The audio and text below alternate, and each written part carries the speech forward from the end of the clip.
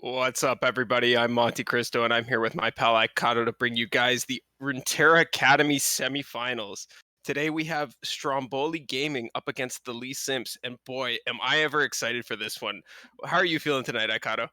Pretty excited, pretty excited. I mean, especially coming off of last week's, incredibly strenuous series, even though it was a 3-0, each game felt like it could have gone either way, right? So I'm really excited to see, how we end up doing this time, whether we build off the back of that or if it's a, quick sweep.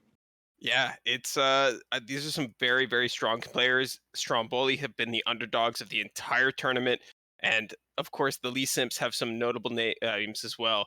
But bring to get into Stromboli's lineup first, we have Aichi up first, then Stromboli Prince in the middle slot, and Jan Sports is going to hold down the fort. We'll see how many of them actually get to play today.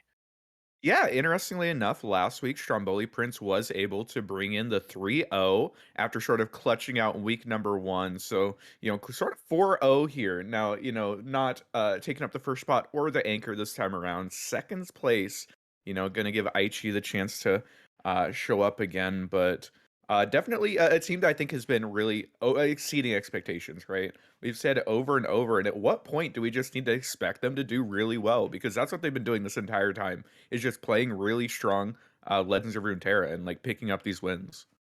Definitely some very exceptional gamers, and honestly, we I don't understand why we are like why they're still the underdogs at this point. They really should be like one of the biggest names in this tournament because they have come all this way to the semifinals and they've shown up at every single point where it mattered. Though maybe that won't look so hot today. Once we get into these deck lists, we'll get to talk about that a little bit more. Yeah, but I'm looking at who they're going up against. The Lee Simps, Loser Beam, Bitter Card Gamer. If there was anybody that you would expect to be favored into Stromboli, I think it is the Lee Simps, just because they were in the same group. And the Lee Simps ended up coming out the first seed. Stromboli ended up coming out the second seed. So, we'll sort of be able to see again to see, if that was a fluke. Maybe Stromboli has grown since then and they're able to take down the top of their group. But otherwise, it should be pretty good. Yeah. Either way, we're in for a good set. I'm sure these two teams have brought some interesting lists, like this Iceborne Spiders list. I believe it's Loser Loser Beams beams? we're looking at. Yeah, Loser Beam's Iceborne Spiders. This is a deck that's sort of come into the game, only in this last patch with the change to Iceborne Legacy, but you just sort of spam out a bunch of 3/3 spiders. And I think the interesting thing about this deck is just how much its matchup table is like 50-50 into like everything. And a lot of it is draw dependent. If you draw your Iceborne Legacy, it's just an incredibly strong deck that just does really strong things. We see Loser Beam obviously with the Kindred version going a little bit more down the control lane with this deck. So trying to stop your opponent's win condition as well as further yours. Whereas I think if we look at the other one, Jan Sports bring a very similar list, but this one text slightly differently. Yeah, super spicy. We have a catalog of regrets in there. It can definitely give you a lot of value with the low cost spells like Crawling Sensation, even On Treat in there to target draw the Elise. Alongside that On Treat tech, they've also put in Frenzied Skitter, which is going to let them make these 3/3 spiders. Let them take advantage of the fearsome keyword that level 2 Elise provides to them. Boy, I'm stumbling over my tongue today. Aikato, I really did need that second cup of coffee. Yeah, if you're missing it, it hurts sometimes. But Frenzy Skitter, I think the really big thing about that tech is just that it allows you to win games without drawing Iceborne Legacy. Because you can still buff up your wide board, you can still get in for quite a bit of damage, and I really like that tech. I like the direction that Jansports went with it. Me too. But It's first up, oh, go ahead. I was going to say it's definitely a little bit different from the norm, though I also do like the Kindred over the Trundle personally. But yeah, the first match we're going to get to see here is Loser Beam up against Aichi. And we have the ban on the Iceborne Spiders coming out. Yeah. And I think that looking at these lists, Loser Beam, I think very obviously bringing an anti Ari Kennen lineup here. TF Nami plus Ari Kennen, I think is sort of a lineup start that I had sort of popularized as something that is incredibly good at beating Ari Kennen. Obviously this time Loser Beam going with Iceborne Spiders as the third deck, just a pretty solid third deck. But it feels like Loser Beam should be a little bit favored here. But the interesting thing is that Aichi did end up bringing that Fizz Lulu. The Yordle and Arms deck is incredibly explosive, is able to beat matchups that are even a little bit unfavored, like Ari Kennen, and should be favored into TF Nami. So there's a little bit of play here. And anytime that you're targeting Ari Kennen, there's always the chance that Ari Kennen beats you anyway, right? And I think that that's sort of what Absolutely. Stromboli's going to have to expect or, have to happen here. So, do you think the Yordles and Arms deck is going to be favored into Nami TF? Because I think it's probably going to be pretty draw dependent matchup. And if Yordles and Arms can't actually blow them out with a turn 5 Yordles and Arms and close out the game, Nami TF should be able to set up a full board of elusives by that point, will it not? I think usually in this matchup, I've played a lot of this matchup. I think it is slightly favored for Fizz Lulu because a big thing that you can do is just slam down your captain on turn 4. Or as long as you, the most important thing is just don't play under a red card. If you don't play under a red card, you're fine. You're probably going to end up winning the game. But if you do like greedily, develop just a little bit into that and loser beam gets a good red card off, you kind of lose the game on the spot. So it's a very swingy matchup, I think. But if you're finding Lulu, if you're finding Chompers, and you're not developing into a red card, I think you're totally fine. Yeah, that makes a lot of sense. Then, of course, both of these players have brought Ariken and Shadow Isles, so that's exactly 50-50 matchup. What do you think that matchup comes down to, Aikato? In my experience, it's been who can kind of play their hand more efficiently until the Seinen turn, and then just who can play more Seinens after that point. Am I right with that? Do you feel it's different? You're a little bit more Silence practiced on the deck than I am. Silence definitely incredibly important, just as your continued value engine, giving you all this draw, letting you use a lot of your resources without, worrying too much about saving them for later on in the game. So it definitely is important, but I think the more important thing is getting your draw engine going early. Now, whether that's, bouncing a droplet with some recalls or you get the Ari droplet, whatever you can do to like start bouncing cards early, get the droplet recalls, get Ari towards flipping, that's going to be the most important thing because basically whoever gets more swings with their flipped Ari is usually just incredibly favored. Yeah, that makes a lot of sense as well. And hopefully, this game will be starting up just soon for us to get into. And of course, we did talk a little bit about the Nami TF matchup into Ari that is favored for Nami TF. That's the reason why the Lee Sims have brought it in two of their lineups tonight. Yeah. The big thing about that matchup is TF Nami just wants to find its champions in that matchup. If you find TF, then you can constantly hold up the mana to stop your opponent from playing out the Kinku Wayfinder, because if you play all those one drops straight into a red card, you're pretty sad. But otherwise, outside of literally Homecoming or like double go hard, there isn't a whole lot of interaction for this TF. So if TF comes down, oftentimes he will flip within a turn just because Ari Kennen doesn't have enough interaction to deal with him. And a Yeah, flip TF, red cards every turn, just so much value. Or you just get Nami and build up a massive elusive board on turn 5. That card's pretty good still, as it turns out. yeah, Nami is definitely pretty good still, as it turns out. Um, yeah, I should know. I played a lot of Nami and continue to play a lot of Nami. I tried my Nami Fizz deck again the other day. It's not so good. I should No? just play Nami TF. Yeah. Nami TF, I've been championing this deck. I know that Floppy ended up making it, but I have definitely been a huge proponent of this deck. I think that this deck is incredibly strong. I think it's low key the second best deck of the entire format. It's just so explosive and able to win its bad matchups. It's able to just high roll. But it's incredibly good matchups like Lee Sin, like Control, like Ari Kennen. It so consistently crushes them. Barring just like the worst hands possible. I'm incredibly impressed with this deck, and I'm glad to see that the Lee Sims have respected it and have brought it in two of their lineups today. Really, deciding that this is a deck that's worth them playing. If nothing else for the Ari Kennen matchup table. Yeah, I mean it feels a lot like TF Fizz 2.0, right? And I because of that I'm surprised it took me personally so long to get on the deck. I have played maybe 10 games of it at this point, but I loved TF Fizz and I loved Nami, so I really should put some more time into this deck cuz it's definitely something worth picking up and I don't think anything in that package is going to get touched in this upcoming expansion. Oh, I would be incredibly surprised if any of these cards get touched. The worry is going to be that some of its matchups into aggro are a little bit sus. That that You're was like always the slightly case, though. You're forced into the red card play, right? You need to hope that they overdevelop and that you can punish them for it, and that's just the way it's gonna go sometimes. yeah, red cards and mystic shots are kind of your only anti-aggro tools, right? So it just gets pretty rough. But as we get into game number one, loser beam versus Aichi, who's gonna be able to come out on top? We instantly cue into an Ari Kennen mirror. You'll love to see it. Yeah, and we did see Loser Beam toss away a Go Hard there, I believe, which is something that you definitely can do in the mirror. You can also opt to keep one just so that way you're guaranteed to have one. Aichi, on the other hand, either we missed their mulligan phase or they decided to full keep that hand. Yeah, and they do have a one drop Ari plus a Nopify plus a Go Hard. Like this is a lot of what you want in this. Hmm. Ideally, you have the Kinku Wayfinder or like a sign in. You know, you have some amount of your late game insured. Uh, but getting these Ari attacks off early is just incredibly valuable, and it will be pretty good here. Oh, and the instant block here from Loser Beam. Not worried about the Go Hard. The Go Hard's gonna come through and instantly just generate so much tempo here. Because Well, Loser Beam might have to recall to save the Ari. yeah, definitely has to recall to save the Ari.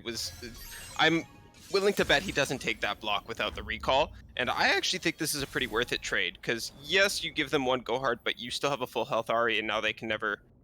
They're always threatened by your potential Go Hard, right? For Um, sure, there's definitely a lot of value in taking that block with Ari. I think that especially if your opponent isn't on Go Hard, person who blocks first means that their attack always gets through because your opponent can't block in front of your Ari now, right? Because you both took the damage. But in this instance, it feels like we're pretty behind on tempo now. Now, of course, looking at our hand, there wasn't a whole lot that we were doing with our mana this turn anyway. But it just kind of feels I don't know, it's definitely an aggressive block, you know? I think it's a very confident block, but it's also very aggressive, you know? Lose, oh, for sure. But I think it's a block that you have to take with a hand like this. As you were saying, there wasn't a whole lot else going on with it. Loser Beam opt not to respect Twin Disciplines there, which I like. Get your chip damage and get a To better be sense of fair, your hand. at worst, Twin just ends up putting your Ari back down to 1 HP, so it's not the end of the world if it does happen. Um, the interesting tech that I want to talk about, though, looking at Loser Beam's hand, we see a Scattered Pod, and Pod is a card that was played in the Go Hard version quite a while back, and then sort of fell out of favor. I think that we realized how good Sign-In was, and we decided that just running 3 copies of it was probably the way to go. But interestingly enough, Loser Beam has decided that no, I actually want to run both. I want 2 sign-in and 2 pod. It's a really interesting decision. I think it's cool. It helps you tutor those go hards. Though of course, you know you don't really need help tutoring the go hards if you just use your Kinku Wayfinder to do it for you. Exactly. Yeah, Loser Beam's got to be feeling bad about that one. And Aichi, we can see, also has another cannon in hand, so they do have access to cannon spell now as well. That I know is not super important, but you can definitely do some fun things with it. And I also got an update from Shodox about the bow, the other set. Haneke is 1-0 so far. So the other set chat, just to keep you up on it, is Beautiful Gamers versus Team Hydra. And it sounds like Shodox ended up taking game number one, so off to an early lead. Good to know. But Hmm. looking at this one is looking pretty rough here for Loser Beam. You Yes. know, I think that if you had a little bit more going on here, if you had like an Ari that was recalling some droplets, you know, you're getting your draw engine going, maybe you'd be fine. But the issue right now is that Aichi has the Ari, has the droplets, has even a sign-in out there, so isn't going to be running out of cards anytime soon. And the really crushing thing is that you are relying on beating Ari Kennen. That is what your lineup is meant to do. And right now, this game's looking a little bit scary. And you know, if you aren't beating this Ari Kennen, I'm not sure how you're getting the win here. It's going to be really rough. So Loser Beam needs to fight through this. Needs to somehow find a way to still come out on top. As we stare down the buffed up board from Sign In, this is a lot of damage coming through. 11. Yeah. 6. Yeah, 12. 12 damage. It Ari should be. strikes. Ari strikes twice and then Oh, two true. threes. So Yeah, no, it's Ari yeah, cheats. I yeah. forgot. Ari's I a forgot. cheater. I do like. I don't know how I feel about this cannon block actually. Can you hear I your don't heartbeat? know that you can take Quiet 12 now. damage because it puts you into go hard range and you're already behind, or it puts you into pack your back range and you're already behind one. This still puts you into pack your bags range. So I think it's either no What's block or another trade a arrow? droplet here. Hunter It's such a hard position What's to another be arrow? in because you don't Endless really levels. want to fall down to 5 HP. 5 HP is really that threshold, Mhm. right? Where from that A point, hunter any times rises. that pack your bags goes on the stack, you have to counter it or you are dead. And looks like Loser being very aware of that, but trying to save a little bit of your board because the issue is you also can't just block down with your board. If you do, you have nothing going on. You aren't really going to be able to accomplish much here, and just this continued value engine. We see Aichi has the board advantage, has hand advantage as well, has just 10 cards casually sitting there. And it's looking pretty bad here for Loser Beam.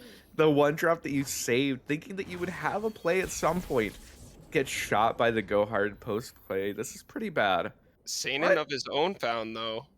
So there is a chance, but that's third go hard off the top for Aichi as well. This is Oh. definitely a bit doomed for loser. It's pretty rough. What's even worse is if you're loser beam, you kind of have to play this go hard in your hand this turn. You have to Mhm. try to get something out, get a little bit of value. Even getting the healing is really important. But the Nopify that Aichi has had in hand since turn one, Nopify is so good in this matchup of shutting down the go hard from getting started. If you notify the first one, it obviously doesn't shuffle more copies in, and it just slows down that pack your bags win condition for the rest of the game. Whereas Aichi, well on their way to getting the pack your bags win condition. We see that third go hard in hand, of course. So the next one that they draw is going to be that board clear, is going to be that burn. It's going to be really difficult for Loser Beam to deal with. Yeah, loser beam or Aichi also can just kind of get there with Kennen at this point. If they cycle their Kennen in hand with the Kennen spell, you can then Quiet bounce, do hearts some other should weird run stuff free. by bouncing your Kinku Wayfinders, putting more Kennens on the board, and then having more kills. Have you done that one before, Aikado? I've killed people from six with Kennen. It's fun. There's definitely a an amount of burn I think that's surprising out of this list. You're not really used to Ionia decks having burn, having reach, but between pack your bags and the cannon spell, getting down low is really scary. And this open attack, I mean, it's threatening lethal. Loser Beam has to commit blocks, and Like I'm not sure if this. we can even survive here. I think that we might just be dead. We're gonna have to use, we have to like pre-commit a Both. homecoming, I and think then we get both into a mana homecoming. fight. It's rough. I think we always have to pre-commit both Ready to homecomings here, run? right?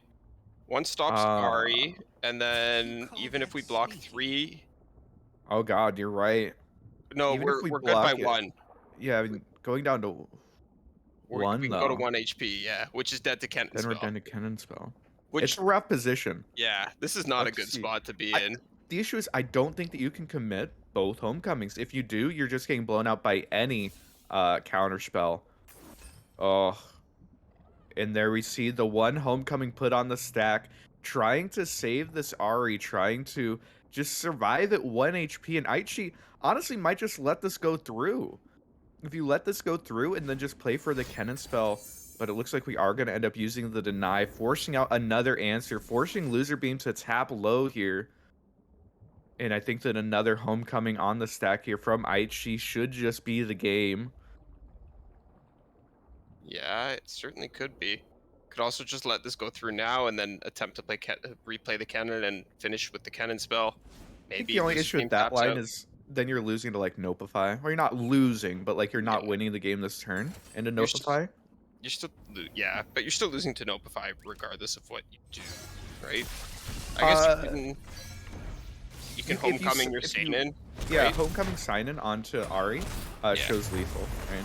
Yeah, okay. And then when they respond with more mana, if they're capable of doing so, you can go in with the cannon spell to actually push the final bit of damage. But either way, Aichi got there in game one. That was a rough go for loser beam because, as we said, his lineup is looking to target Ari Kennen, and he lost the Ari Kennen mirror in game one of the set. Yeah, I Definitely a mean, and feels I bad think that man. a lot of it just really off the back of missing allegiance on turn 5. You know, he played a little bit patiently there by saving the Kinku, didn't slam it on 4, wanted to bank mana into the play, but You know, obviously there ended up missing it and just everything downhill from there. But Loser Beam going into the Fizz Lulu matchup, this one's still winnable. This isn't like a doomed matchup. This one is definitely winnable. It's just scary. If Aichi's able to find Lulu, able to find Chompers, then this deck is just so difficult to deal with. But we do see a couple champions plus a Flash of Brilliance. It's a pretty okay hand from Loser Beam. It's pretty alright. Yeah, a lot of 1 HP units in the hand of Aichi. Did find Chompers in the form of Boom Baboon here. Oh, No that Mystic Lulu Shot yet. is such a valuable draw here.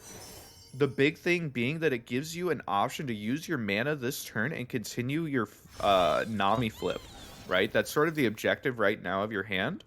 Mhm. It's such a valuable draw here. Really is when you put it that way. And that's a Vandal City Mayor still in the deck from Aichi. That, or was that manifested off of the? It was, wasn't it? That was manifested off of the telescope. Off of Telescope? Yeah, yeah. See, you generate Telescope off of your Mayor. I generate Mayor off of my Telescope. We are not the same. We are That's a not the pretty same.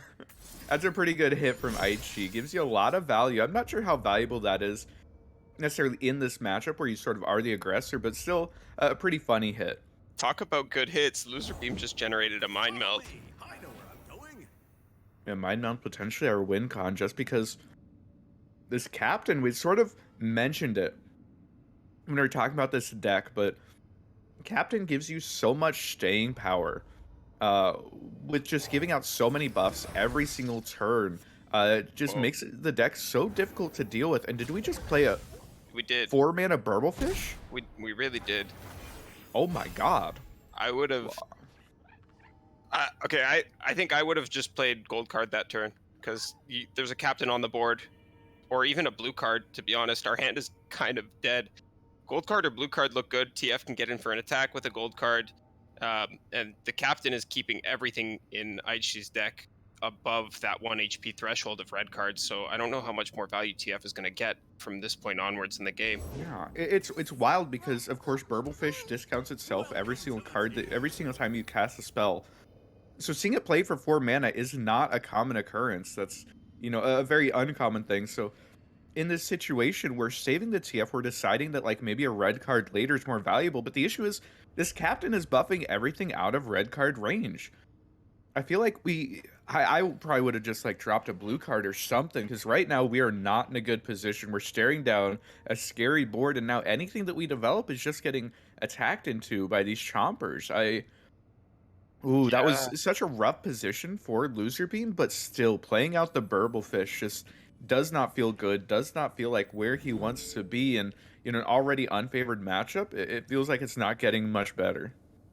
On the bright side, the spell it generated turns our red card into a blue card if we play it on the Loping Telescope. That's 5 That that is true.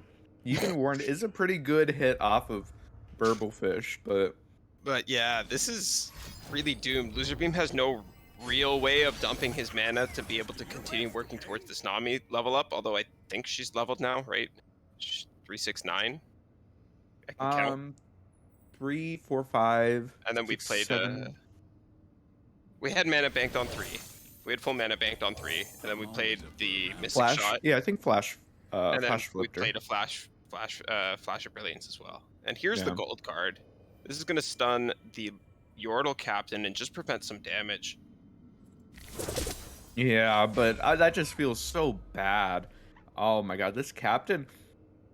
Imagine if this captain wasn't out here and this was a red card killing the Poro, killing the Zanite Urshin, killing the Telescope as well. It just feels so incredibly bad that instead of something that kills 3 units, it's a stun, and I guess we take a little bit less damage this turn. But we're Yep. still staring down at least 8 damage. If Aichi wants to continue developing, they absolutely can. They could even Pokey Stick to remove the Burblefish as a blocker, and ooh, this is just a rough position. 2 games in a row out of Loser Beam. Not in the best position. And the develop, Aichi deciding, you know what, you don't have anything else to punish my develops. I might as well. And a very valid choice here. Yeah, I think just slamming. I think the decision there was whether you wanted to discard the Poro for a Mecha Yordle, or if you wanted to just play the Poro. And she decided to play the Poro because there are bigger units on the board swinging in, so they're going to get in for free attacks anyways. Yeah, and the pull from the Chomper setting up this TF to just die to the Pokey Stick means that we don't even have the flip TF win con. We don't have the Miracle.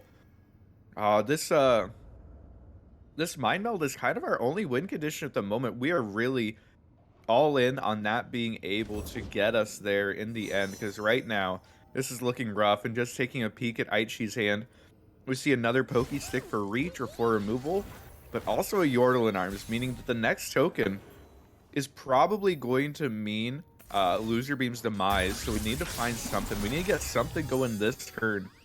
And Canon's kind of good. Poro Cannon's definitely kind of good. Funnily enough, I don't think that Yordles in Arms is actually active yet. We've seen Targon twice, we've seen Bandle City, and we've seen PNZ. I don't think there's been enough regions to turn on the Yordles in Arms, but it's also not really necessary at this point. And that Poro Cannon found a Get Excited, which can be used to cycle further if we so choose. Dipping you to 3 mana with a fleeting card is a little bit sketchy in my opinion, so I probably would just toss something else, but or maybe just let the Get Excited get discarded at the end of the You turn. can even but... use the stress testing this turn. It's not the worst thing in the world. A little bit of a sequencing thing there from Loser Beam, playing out the Poro instead of Nami first. Does mean that the Poro ends up dying without being able to get any buffs on it, which feels kind of bad.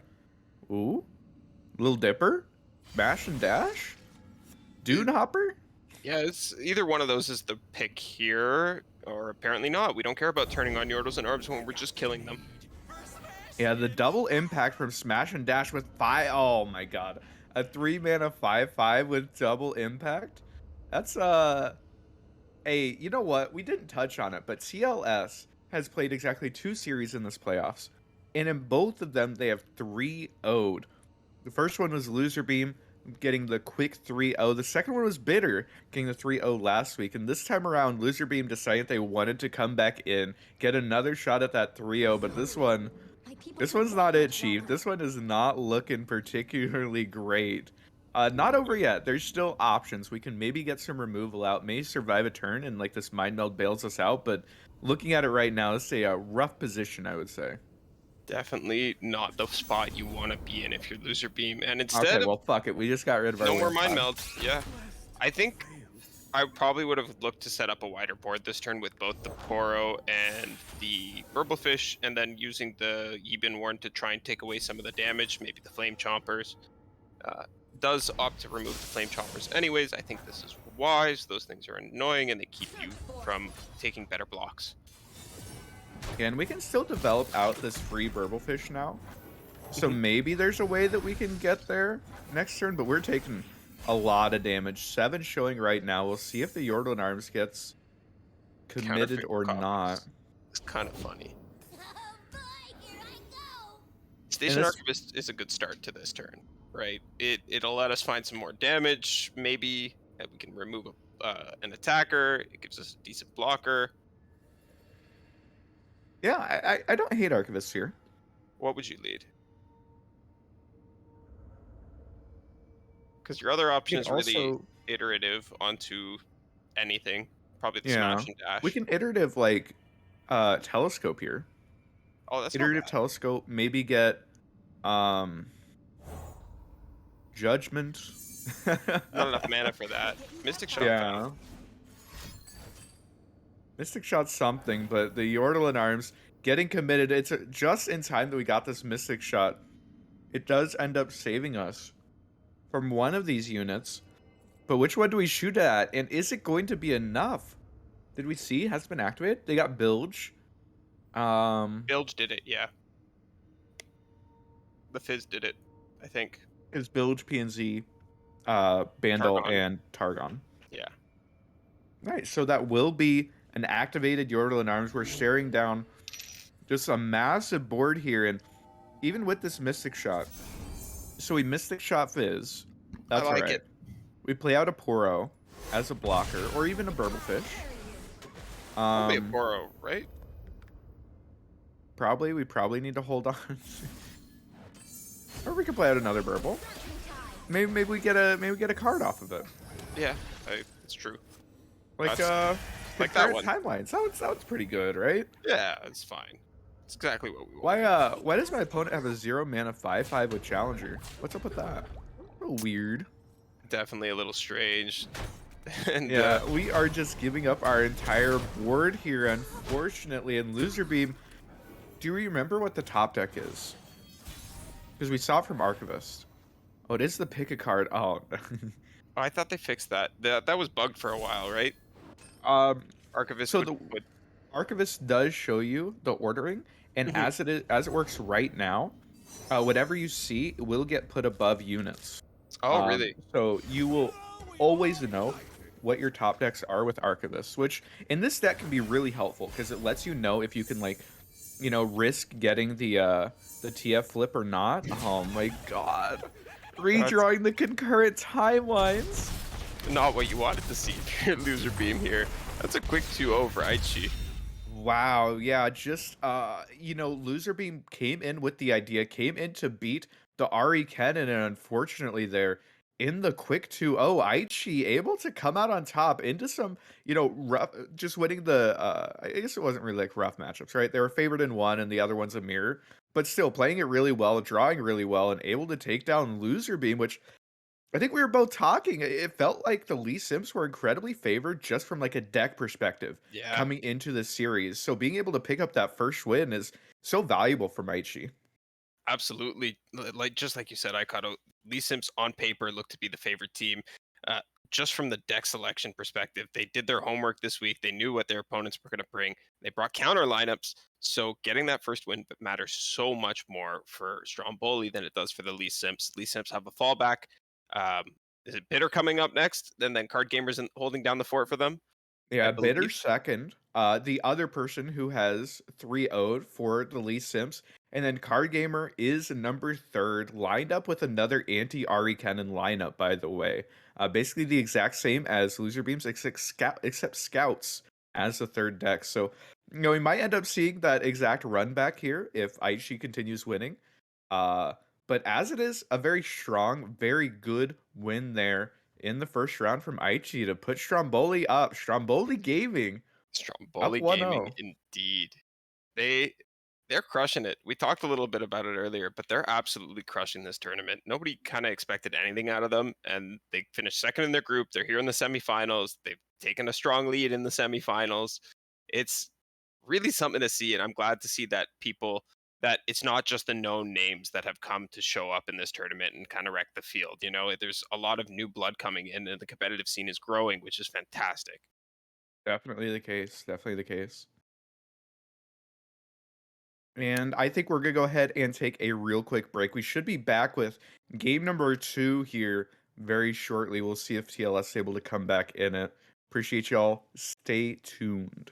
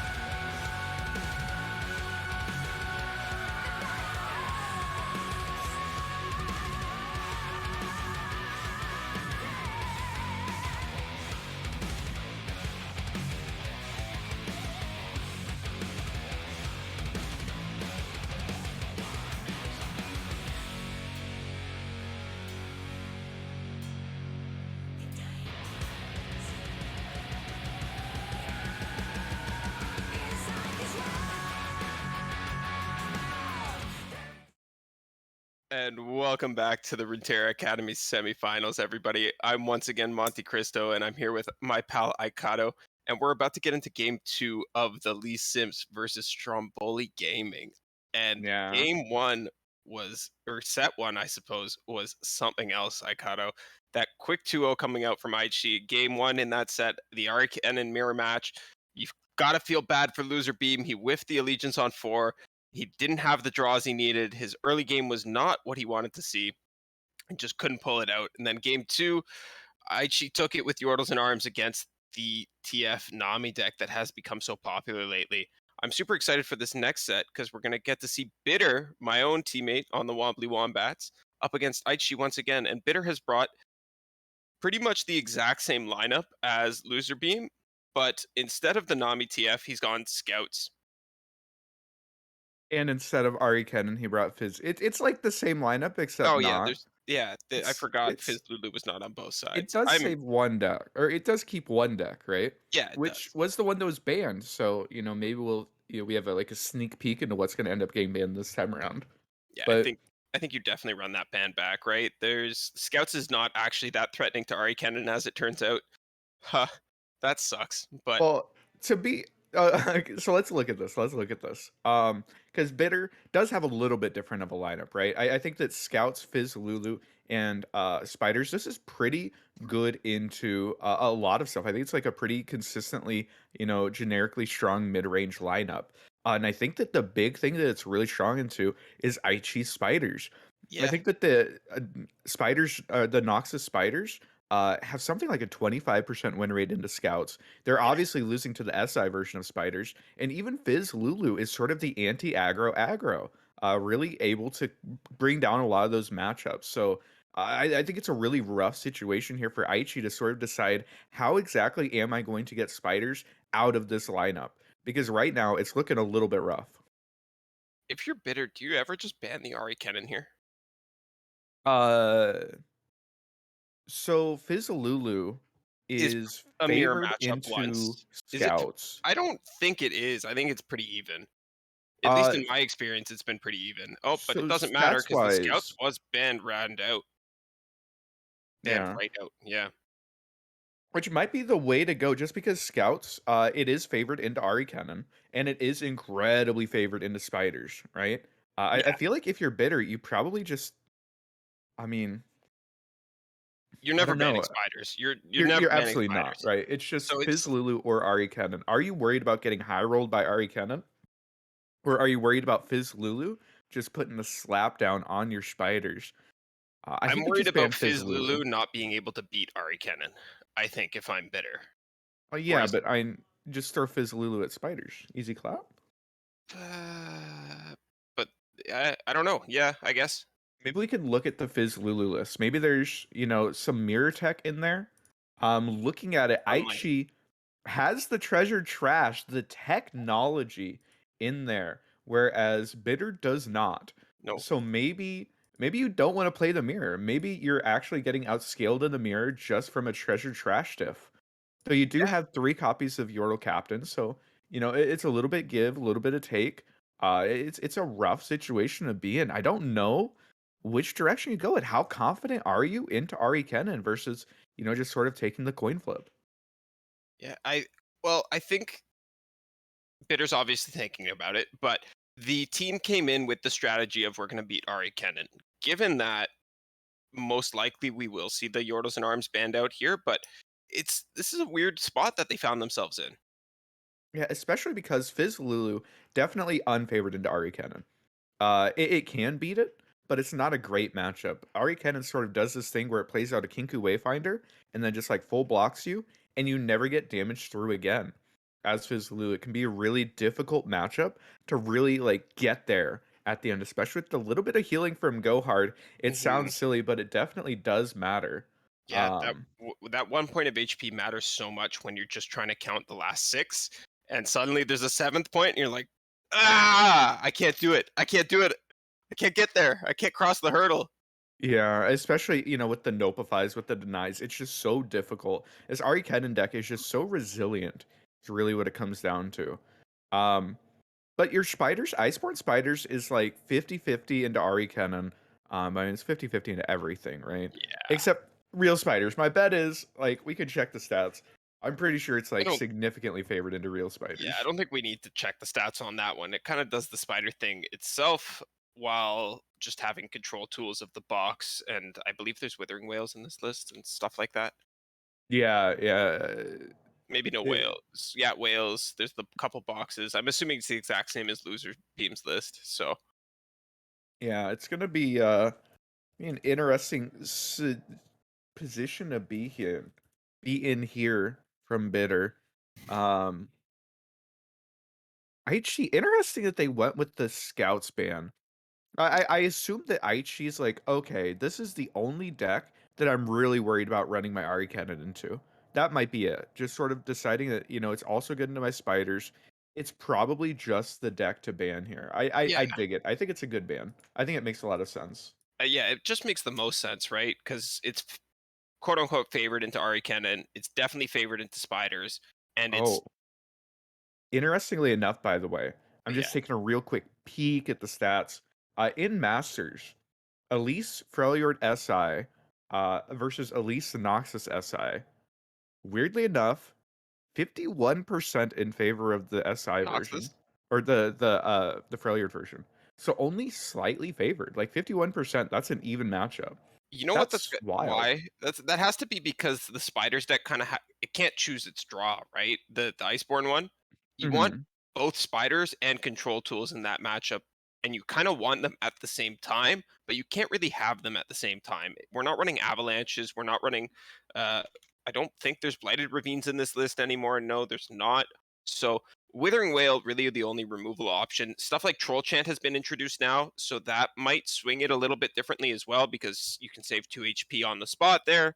And Yeah. of course, a couple copies of the box and a couple copies of Three Sisters also available to I them. think I think the big thing here is that because this is the more control oriented version of the deck, it feels like we are sorry, because it's more control oriented version of this deck. It's not running like Frenzied Skitterer. It is on triple whale, double box, triple vile feast. This definitely feels like it should be a little bit more favored into the Noxus spiders than Mhm. you might otherwise expect. But looking at Kindred the as well. text, triple whale, double box, triple vile feast. They're definitely leaving Arya Kennen up, right? Okay, and we see the ban Yeah, come through. It looks like they agreed. They do want to play into the Ari Kennen. They are taking the ban onto the Fizz Lulu. certainly. The Lee Sims had their plan. All three of them are on anti-Ari Cannon lineups, so it makes sense that they're going to stick to it and leave it up. And The just a real quick update from the other series that's running right now, guys. Beautiful Gamers versus Team Hydra, the other semifinals game. Henneke did end up taking down the first set. And in set number 2 right now against Dudu Denunu is currently up 1-0. So sort of poised to potentially run back that 3-0. We'll try to keep you updated on that as we get those. But going into this game, once again, it feels like just from a deck perspective, Bitter should be at least slightly favored here. Yeah, hopefully we'll get into games soon so we can see some mulligans and some other interesting stuff to talk about. As far as deck selection goes, this is something that people often say you should just coin flip. Do you think there's a specific deck that should be led first for each of these players? Mathematically, it doesn't matter. I Yeah, got I but got blue pilled on it. Drizzoth hit me with the I math. know I looked at the math. I'm like, I've you're right. talked about this a lot as well, but sometimes it does matter. In this case, I don't think it does at all. But I've seen the math. I just I I don't actually coin flip I it, do. but I say that it's not worth putting too much thought into, to be honest. I actually coin flip it. I go to Google and I type flip a coin. See, I do that. I type flip a coin, and then like it does the first flip. I'm like, okay, first flip never counts. I have to actually click the flip a coin button before it counts. That's the important thing. That's Oh, the mine doesn't important do it thing. automatically. I have to click the Oh, coin. really? Yeah. Oh. Well, Maybe it's as just we my get computer's a piece of into crap. game number 1 here, Aichi versus Bitter, and we see the spider matchup here, and already, whew, that um This is a pretty good start for both players, right? Aichi yeah. finding one drops in multiples, as well as their Elise, and multiple fearsome units, including that Skitterer. And Bitter, of course, finding the Hapless Aristocrat to save that HP on turn 1, the Vile Feast, and his own Elise. Yeah, no, I think that like a Vile Feast, Whale, and an Aristocrat is just an insane hand here from Bitter. The man runs exactly 4 followers in his entire deck and found one of them in his opening. That's pretty good. I think you're feeling pretty good about that. And even in this case, having the Elise to sort of generate you blockers every turn or force your opponent to block down, take the damage onto their own Elise, and potentially set it up for pings later. A Yeah. little bit scary. If you're Aichi, you definitely have to take that block. These spiders do represent 3 damage in the future, and if they get to that point, you're never going to be able to deal with them. They're also going to just wall out the entirety of your fearsome units. So, want to be as cautious with that as you can. Yeah. Interesting position here. Aichi actually just has all of the fearsomes in the world and is representing quite a bit of damage here. And we can see the Vile Feast is going to end up hitting that Stygian Onlooker and deny a little bit of it. But without Iceborne Legacy, not a whole lot of fearsome blockers in this deck from Bitter. So, there is going to be a little bit of damage at least that gets through here. But look how nicely this mana lines up, Aikato. We did the Vile Feast this turn. We're banking the 1, and now we're going to go straight into the Iceborne on the open attack on the following turn. Suddenly, fearsome units don't matter anymore. The Iceborne Legacy, and with the generated spider from Elise, we're looking at 11 damage just being shown instantly here. We get to generate a ton of fearsome blockers, and it's a scary position for Aichi, because if you just tank this, that's a lot of damage. Oh, and Bitter looking to pre-commit. Interesting. Perhaps deciding that holding up Whale is better? Maybe misclicked.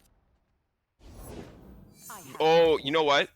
He could be trying to get Aichi to... No, I think he was trying to get Aichi to trade off a spider so he could play the Crawling Sensation. Nothing else makes sense to me. It's a weird decision there, especially since now we're passing. And Aichi does have the Frenzied Skitter in hand, so is going to be able to, even if these are fearsome blockers, they won't be fearsome blockers next turn, because Aichi does have the Skitter. I really did not like that pass. I would have cast the Whale there at least. It saves 3 HP and it puts everything else to 1. Like, I can kind of understand not playing the Iceborne Legacy on the previous turn, but just passing 5 mana and letting it just go to waste doesn't sit right with me there. An interesting decision for sure. Bitter very much taking the control approach to this. I'm not certain what the idea was there, but the Skitter coming out does mean that we're looking at quite a bit of fearsome damage, and we only have 1 fearsome blocker right now, and it's our flipped Elise, and giving up the flipped Elise does not feel great for us. Yeah, Iceborne not going to be enough. If we'd cast it last turn, we wouldn't have had mana for anything else this turn, so we still would have been kind of screwed, but...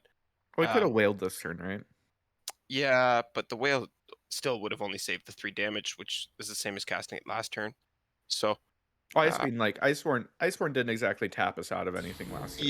Yeah. Unless we're Vengeancing an Elise.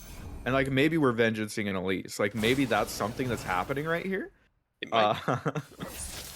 Because there's a lot of damage being showed. It feels like taking the conservative route with our approach to the mana the last couple of turns has put us in a really awkward position here for Bitter. We are going to look to see the Whale thrown on the stack, so we are only taking 4 damage, but going down to 9, we see the full burn hand out of Aichi. Oh, I don't know if Aichi's going to be able to get there with the burn or not, just because Bitter doesn't have a whole lot else going on with his hand. We aren't exactly accomplishing much right now. So now you're gonna play the Double Fervor. Double Fervor's Why don't we just open attack, right? No, we always just play a unit. We play our Crawling Sensation, or not Crawling Sensation, Brood Awakening. That's what it's called. That thing has been so out of the meta since it was 5 mana that I've forgotten it. The issue with tapping out for a Brood Awakening is that you're literally losing the game to Aichi's exact hand. This is Double Fervor Decimate. You lose the game instantly to it. So I much prefer the open attack just so that we can hold up Vengeance, because we're going to have to Vengeance to beat this Fervor. That just kind of is the position that we're in right now. Yeah, I would say I just lose to this, but that's why you're a better player than I am. It's just tapping out against a burn deck can just be so scary. You know, whether Yeah. it's the right call or not, it just feels like a difficult call to make.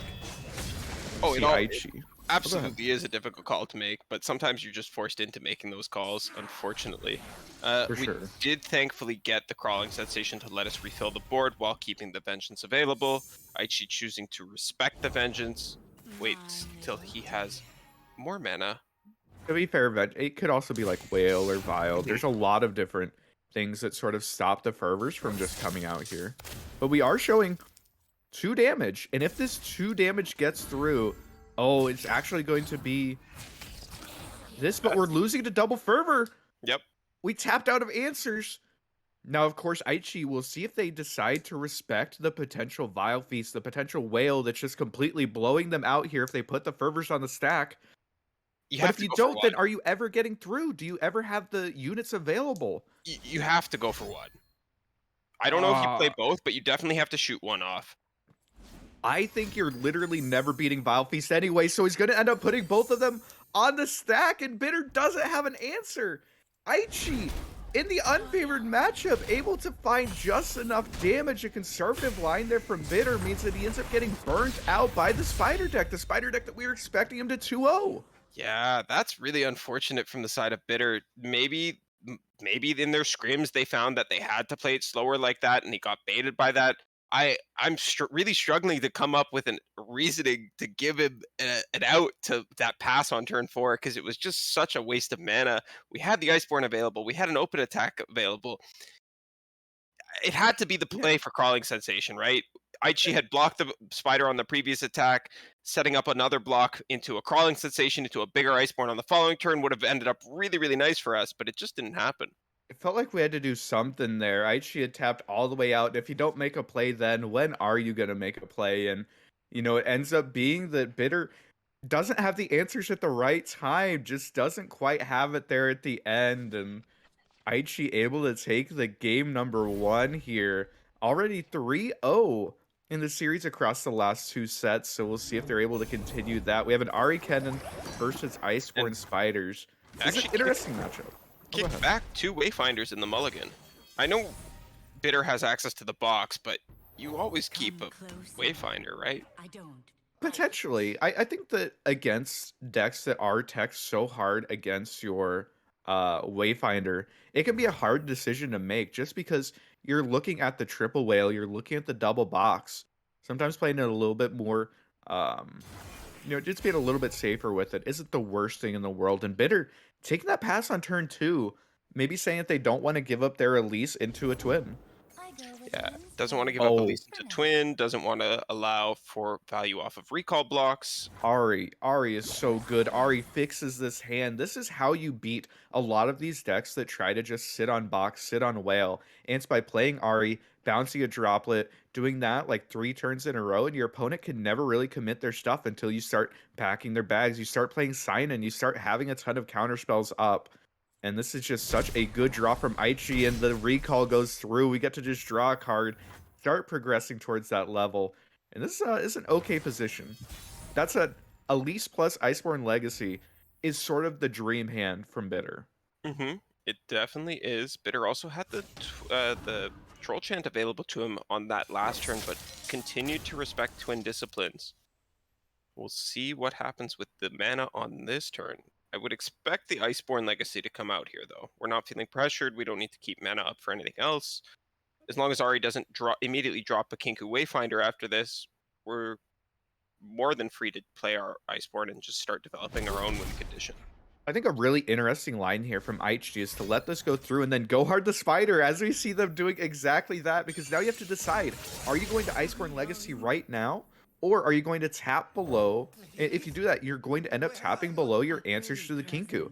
Now, obviously, Aichi doesn't have the Kinku available to them, but being able to sort of pressure Bitter's mana like that is just so cute. I really like that line. Yeah, I liked it as well. And Bitter does end up playing the crawling sensation and Ooh. again passing. Yeah, Bitter does not like tapping out. That is something that I am definitely learning here, is that given the opportunity, they do want to play this more conservatively. They really do have the build that's more tech towards a control deck, right? They want to play it a little bit slowly. They want to pass on mana and force their opponent to play things first. And Aichi, I love the way that they've been holding up this 4 mana and sort of holding Bitter's mana hostage. I really like this. I think that's a good approach to this matchup. And this whale, I mean, it's only hitting 2 1-drops. You know, a twin blows this out. A recall in and of itself is fine. This feels a little bit desperate, I think. I think if I'm reading this as Aichi, I'm like, this is definitely a desperate whale. Yeah, I would have maybe liked to see Too slow. Bitter just try and put some damage on the Ari first with the Troll Chant, force a twin out that way, and then you follow up with a freeze maybe. There were other lines that Bitter could have taken in this spot here that may have opened him up to a better play, but I Either way, you are flipping the Elise, right? yeah, And Fearsome is not a keyword that Ari Kennen can deal with very easily, especially with this Iceborne Legacy. We're showing a lot of damage here. A fair Bitter bit. showing that he had the forethought that I did not, and just gonna shove a good 10 damage here. Yeah, I assume we're gonna see the palm, maybe even a recall to try and keep our Ari alive. Give him a few more options here. Just because taking 10 here, taking 10, going down to 8 is a very scary position to be in, but has the answers. Called it, Isn't Icado. Both the palm and the recall came out here. Yeah. Interesting question will be, do we redevelop the Ari this turn? Do we play out 1-drops? How much do we want to play into a box? It's such a hard matchup. I think that's something I really like about Ari Kennen is even in these matchups where they're, favored or they can win, a lot of it's because you play incredibly strong Legends of Runeterra. You play very tight. You decide what you're playing around, how much you want to play into specific cards, especially Box and Whale. So I really like the way that Aichi has been really piloting this matchup. It's not an easy matchup, but has been, putting a lot of pressure onto Bitter. Absolutely. Bitter did not give Bitter the option of a really good box the last turn by only developing the Conch Palm and the Droplet. Maybe Bitter will find an opportunity here with the aggressive recall to open the turn. Sainin picked up. Sinan always feeling pretty good as a pickup. Is a fearsome blocker. It buffs up your board against stuff like the whale. But tapping out for it is always a little bit scary. We are going to see the Kennen develop instead. This might just be playing super hard into a box. If we had to deny a box Aichi, that could just be backbreaking. It might be, because that opens up the Vengeance for future turns. Ooh. It does a lot of good stuff. There is And this Troll once Chant still again, available here. I love this line from Aichi deciding that we don't want to play super hard into the box. We don't need to play the Ari out right now. I just want to get my marks. I just want to get the Kennen marks out. And we are going to force out the box, and not hitting Ari is a pretty good position for Aichi. Now, of course, there's still a lot of fearsomes. This flipped Elise is still very scary, but I do like the lines that they've been taking. I think that they're very intelligent lines. I would completely agree. Very reserved lines, playing the bare minimum that they can get away with without committing too much, so that way Bitter throws this box and feels really good about it. Bitter can't be feeling good about this box, but he definitely has to throw it out here, and that's a win for Aichi in my books. Yeah, and we see the twin come out in response to keep the Kennen alive. Kennen, importantly, is a fearsome blocker, so, we'll be able to stop these spiders from getting too far in.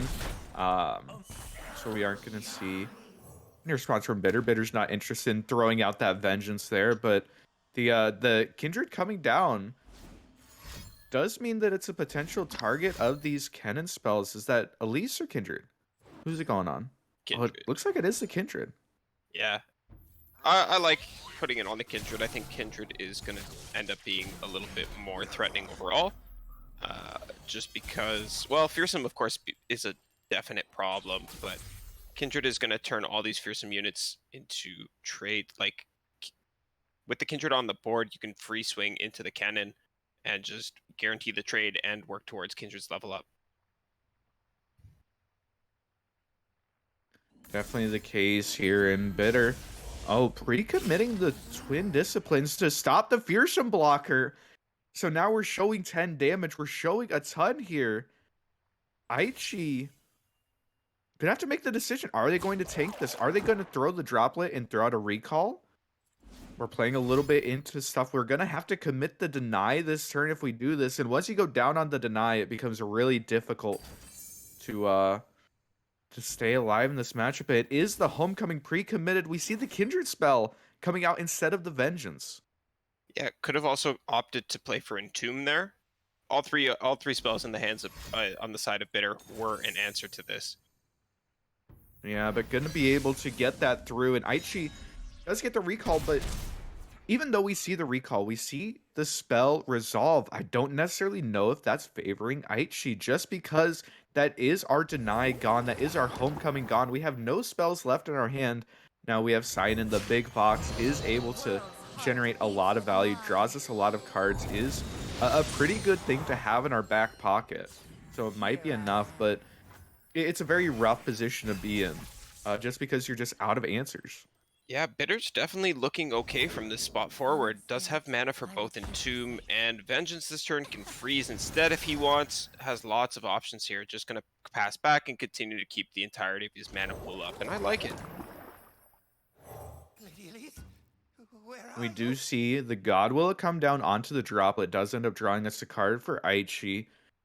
So many places And we to can hide. show quite a bit of damage. The attack shows 12, Show me. so there is going to have to be at least a block committed or a spell pre-committed to stop Aichi from being able to go through here. And we do see the Vengeance. The Vengeance that we saved last turn by using the Kindred spell instead is sort of massive here because Aichi doesn't have a response, doesn't have an answer. So what do you lead with here? Vengeance or a Flash Freeze? Because those are your two options, right? I think just rip a Vengeance. Yeah, you saw the deny come out from the far right of the hand. Was sitting there for a while. These last couple cards have been drawn over the past couple turns, so I'm with you. I think you just send the Vengeance off, and then if they have an answer to that, you still have the freeze in your back pocket. And we do see there is no response out of Aichi available in this hand. So this Ari is going to end up going down. This ephemeral droplet as well. A couple marks going to be thrown out just to ping down this Kindred. But Bitter is going to be able to redevelop this Elise if they want to. Get the Fearsome back on their units and not a whole lot in the way of Fearsome blockers. Oh, wait, did we... That's a 50-50, right? It's weakest. It always goes on the droplet. Yeah, but there were two droplets. Oh, between the And that ephemeral one and the droplet, yeah, and that droplet was 0 mana. Why did that one get marked? The ephemeral one should be 1 mana, right? Because it's an exact copy of the one that gets played out. The one that went to hand was 0 cost. So I think the Oh, Ari it's 0. recall. It's 0 cost, so it goes to weakest. Never mind. I was thinking backwards. Yeah, okay. Yeah. I was gonna come up with some convoluted excuse for that working the way it did, because unlike in other games in Legends of Runeterra, when you discount something's mana and then you play it, it stays at that discounted mana. If you transform a 0 cost unit into something that costs 2 or more with that ethereal remitter, is that what the card's called? Yeah. It'll be a 2 cost minion that you've transformed into. Most other games Yeah. don't operate that way, right? So I was thinking maybe Ari works differently because she's like an aura effect. Once you replay the unit, it actually counts now. But that doesn't really make a lot of sense either. Yeah, it was a guaranteed thing to hit that droplet just because it had been discounted, and the open attack from Bitter with the Challenger Spiders is going to show lethal here. Aichi didn't have the answers available, played really well through the beginning of that game, but Bitter played it well as well, was holding on to the removal, played very conservatively with it, and just was able to get rid of the Ari. And once the Ari goes down, just that value train ends, and pretty well played game there from Bitter. Yeah, did a really good job of getting that deny out, opening the way for his vengeance, and letting him remove the Ari, which is the only major threat. Unfortunately, Aichi just drew 2 sign-ins from that point onwards, and sign-ins are kind of hard to play unless you're just playing reckless and willing to commit 6 mana to the board. Yeah, Sidon can be a very strong card, of course, but you know, against spiders with an Iceborne Legacy on them, it's just a little bit too slow, a little bit too committal of your mana. And Bitter taking full advantage of that. Going into game number 3. Will Aichi be able to continue the streak here, be able to pick up a second game for their team, put them up 2-0, or will Bitter be able to claw it back, tie up this series in the Fizz Lulu versus Ari Kennen matchup? And with the Kinky Wayfinder already in hand for Aichi, this feels like it's a pretty okay situation for him. That's usually a very valuable thing. Yeah, Bitter's got to be feeling pretty good in this spot though, because he did just turn it around. He took a game back from his team when they were losing, and he did buy himself a quote-unquote extra life with this Yordles and Arms deck that isn't quite favored into Ari Kennen. In fact, it's slightly unfavored. I think we would both agree. Yeah, no, it's this matchup is definitely Ari Kennen favored. I think it's hard to deny on that. They just block so well, and if they have denied, then your Yordle and Arms, of course, not really accomplishing much. But Bitter does have a pretty strong hand here. Has the Lulu, has a Chomper creator, has the Captain even, has a lot of things going well for them here. The Pokey Stick as well.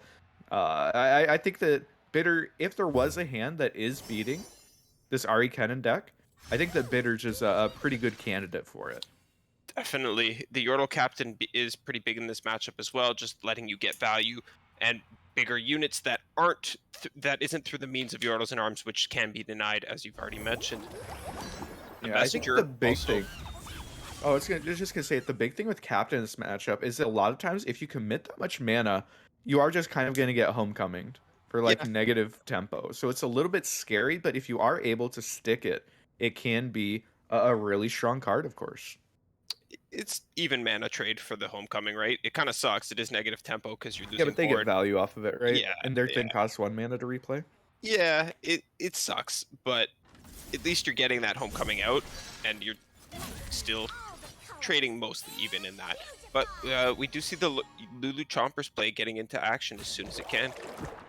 Ooh, this pull from Bitter I think is really nice. I think that a lot of players would probably just pull the Droplet here. They want to kill the Droplet. They want to stop that value train, but if you pull Droplet, then you really incentivize Aichi to just recall it, get the value anyway, and then trade off the 2/2.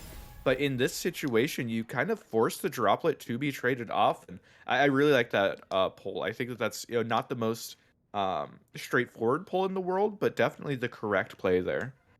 Completely agree with you, and I was going to make note of it myself.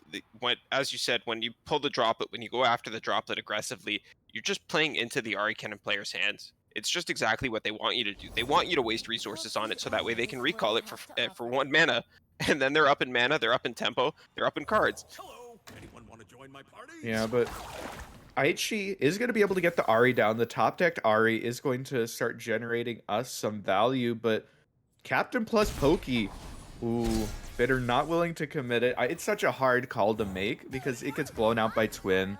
It gets blown out by Nopeify. Definitely going a little bit safer there. I like that approach from Bitter to not sort of all in on the pipe dream. I was kind of expecting Bitter to continue to hold Pokestick mana up this turn, just to play around the Homecoming a little bit. If they want a Homecoming their Ari back to their hand, you feel a little bit less bad about that. But so long as they're representing 4 mana, if you just keep the Pokey up, they can never take a better Homecoming onto their Droplet. Here's the interesting point, though. We have another elusive that we can develop here. But afterwards, if you're Bitter, do you just rip the deny check? Do you just rip the Yordle in Arms, say, if you have it, you have it. If you don't, I am taking your entire board. I am dealing a ton of damage to you. You are going to have to deal with this. I think you absolutely do in this position specifically. And the reason for that is you have an Ancient Preparations to help you find another one. Your board's already like 90% full. Bitter disagrees, obviously, but your board was already 5 out of 6 full, which isn't quite 90%. Somebody who can do math better than I can figure that one out. But yeah, it's always going to get answered by a deny. You're not running Treasure Trash, and you have an Ancient Preparations in hand to help you search for another one for your next attack turn, which you are almost guaranteed to get to. I don't think you're dying that fast, but I could be wrong there. Yeah, but even just developing out the Bomber Twins with the Captain buff, it's still a pretty strong develop here. Now, they sort of got punished by the Godwill onto the cannon. Gives you a free blocker for Aichi as well as the second copy of the mark, meaning that we get a stun. Oh, we're not going to commit the stun? Or the recall. Okay. So we're preferring to just kill Lulu here. We're deciding that that's going to be enough for us, is to just get the damage down, get the kill off. Ooh, it's an interesting position, an interesting decision from Aichi, giving up the Ari, giving up a little bit of potentially, you know, Nexus health that you could have saved in order to kill the Lulu. And that might be worth it, but oh, it's such a rough position. Yeah, I don't know that it's really close.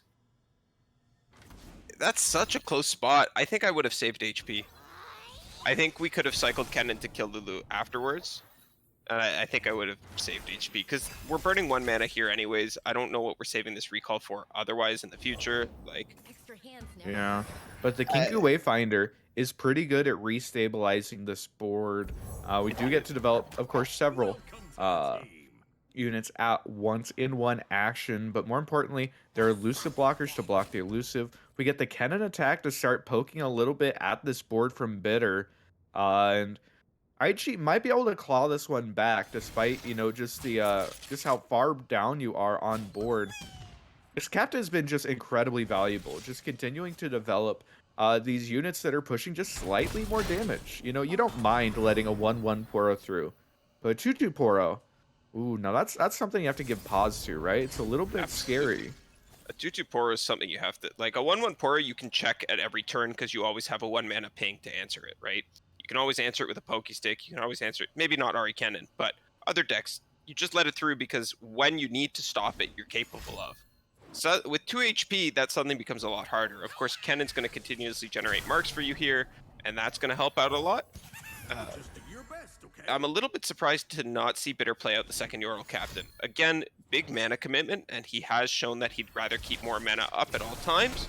So it's in line with the rest of his plays over the course of the series. But I think more importantly is just going wide here. If we just go 6 wide, then we're setting up, you know, an incredibly strong open attack or just a Yordlin Arms next turn. I think that we're pretty fine with just not developing the captain. Enough of our guys out there are representing enough damage. I don't think that we need to, you know, I don't think that like the 1 extra damage is worth the extra action it'll cost to go 6 wide again next turn. okay. But we'll see. Do we deny check this time? And we do. And the top deck, no deny from Aichi. Palm does a very similar thing in that we're still not taking any damage this turn. We can just Yeah. give up everything.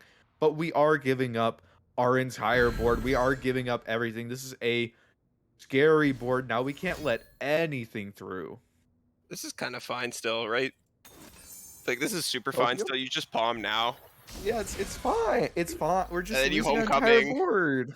We're not, though. We're fine. We can even take some damage if we want. Like, we're not really threatened by We burn. cannot take damage. We can take a Not little in this matchup, especially with no counter spells in hand. Where I'm going. Because Bluff, this just bluff, Lulu Icano. Fizz. Us Lulu Fizz is on like triple Mystic, triple Get Excited. There's no, you're not allowed to But take damage. there's only 1 card in hand. It's fine. You have a Seinen, and you get first action next turn. You can draw into your Nopifies. If we're taking damage, maybe we could take 4 here. But that's very different than like taking 6, which was our minimum amount that we were showing taking last turn. Ah, you can take 6. You cannot take 6. You can take 6. You cannot take 6. You shouldn't, but you can. Okay, so we're probably gonna see the homecoming here out of the tail of the dragon, the palm thing. We're gonna get a palm back, is what I'm saying. Yeah. So we are saving some of our board. We are saving some of our interaction.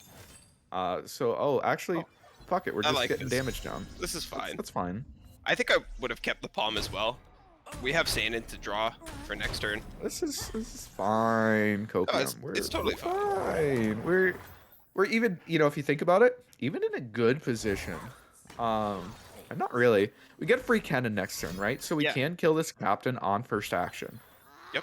It's not the end of the world. Honestly, we might be able to stabilize because Bitter really does have no cards left in hand. And this board, even though it's really big right now, is, of course, losing this buff is going back down to a more manageable size next turn. Honestly, Mystic Shot's Aichi might have weathered the storm. Mystic Shot's a pretty nice top deck here, though. Of course, Seinen is going to be a direct answer to that if they choose to play it. Go hard first. I really like to see that. That way, you know, you could use your mark on something else this turn. But the Seinen means you are showing quite a bit of damage here on these cannons. The cannons not necessarily forcing blocks, but at least making you think about having to block. Well, Oh, and the flipped Ari off now the you top. do. Now you do have to block, right? Oh, yeah, now you have to top. What a swing after last turn, losing their entire board. Aichi has been able to just claw the board back here, and now this is a huge attack coming out from Aichi.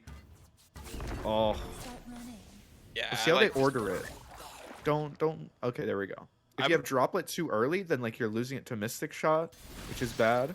Yeah, I've come to realize that you kind of want an elusive blocker at the end a lot of the time. Yeah. An interesting thing here is if you want to deny the recalls, Bitter could shoot his own blocker underneath the Ari. It's an option that's available to you. I don't know if it's the right option, but it's certainly an option that exists. You know what? I think it might be. I think it is the correct option because then they're down a cannon. They're not drawing. You know that they only have 2 cards in hand. The issue is that you don't have protection for Fizz anymore. Yeah. You don't have any spells available, and Aichi knows your hand. Yeah. If you commit this Mystic Shot, Aichi knows that all that you have left is a Chompers and a Landmark that you just got from the Bomber Twins. But isn't that board state then still better than the one of Ari recalling everything? And Probably. just... We're fucked right now because like Yeah. Ari is recalling all these cannons. You're kind of losing your entire board here. Yeah. This game swung so quickly in favor of Aichi. Weathered the storm with this Ari cannon and the Ari off the top. Flipped Ari turns out it's an okay card, I guess. But you get to replay the 0 mana cannon. You get to have 4 marks in hand, which means that you get to kill. You don't have to play out one. You know it's a landmark. You know it's a landmark, buddy. He knows it's a landmark, but he's not. You know when you're in the thick of it and you're not. You just see 2 cards. You see a face down card, and you're like, you're not actively thinking about it. You know. Yeah. So I feel that it's understandable, but at the same time, you know, it just looks a little funny, right? Yeah, it does. I do the same thing though. Like I'll be sitting there like, what's that last card? I have no idea where it's come from. Like where is that card? I don't know how long it's been there. You just lose track of it sometimes. It's okay. Yeah. And suddenly, there's 2 damage being shown by Bitter on open. Okay, Zonite Urchin is a great draw. Exactly what you want to start seeing. Okay. I mean, I don't know if it's enough, but this is like a pretty good series of draws here. Oh no, never mind. Bitter. Not enough. You have another sided. You're drawing more cards. I'm not interested in playing that out. And Aichi, despite losing their entire board to the big Yordle and Arms turn, not having the deny available, was still able to stabilize, and that Ari off the top just puts the nail in the coffin, taking down Bitter 2-1. Yeah. That's Card Gamer's gonna have his shot at a 3-0 now. True. And to be fair, Loser Beam has gotten a 3-0 in this playoffs. And Bitter has gotten a 3-0 in this playoffs. Card Gamer has not played a single game in these playoffs. It's Card Gamer's time to shine. I believe. I have faith. Yeah, we have faith. It'll be great. Copium, we're fine. Nah, Card Gamer, he's just been warming up. You know, he's on the Ari Cannon, he's on the Scouts, and he's on the Nami TF. He will achieve the goal of 2-0ing Ari Cannon. I believe. Yeah, this is my fight night lineup. I mean, I believe it. This is what it comes down to. If you bring this lineup and you cannot beat Ari Cannon, then I mean, it made the lineups just bad. Maybe. But we should be back here. Maybe Ari Cannon's too good. Yeah, Ari Cannon's kind of good. It's kind of good. But we should be back in just a couple minutes with game number 3 of this set from Stromboli, up 2-0 against the Lee Simps. We'll be right back with you. Stay tuned.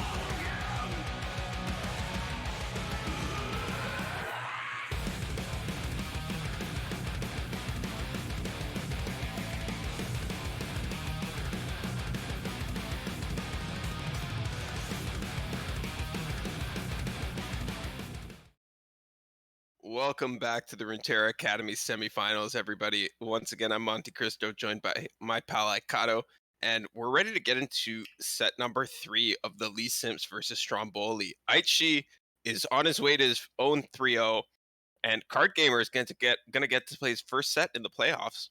I'm Yeah, really excited for this one too. Card Gamer, thankfully for them, have not had the opportunity to play as of yet. It's sort of let the rest of their team go through, sweep every single series so far. But this time around, gonna have to pull his own weight. And in this matchup, it feels like we've looked at these exact same decks every single time. And each time I keep looking at them like, oh, that Lee Simps lineup, I do see some stuff that's beating Ari Kennen. This should be a favored matchup. But Yep. Aichi has said, fuck the matchup tables. Fuck that. I'm out here to win anyway. And when they have the quick 2-0, Aichi, not new to this space, did the exact same thing against Frozen Monks, actually, in the first round of the playoffs.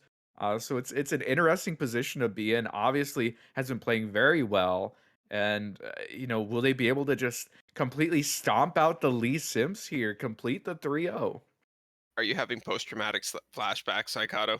Never. Is watching is I No, I beat watching Aichi Aichi. run? I Oh, beat okay, Aichi. Come on. okay. I thought you said Aichi 3-0'd.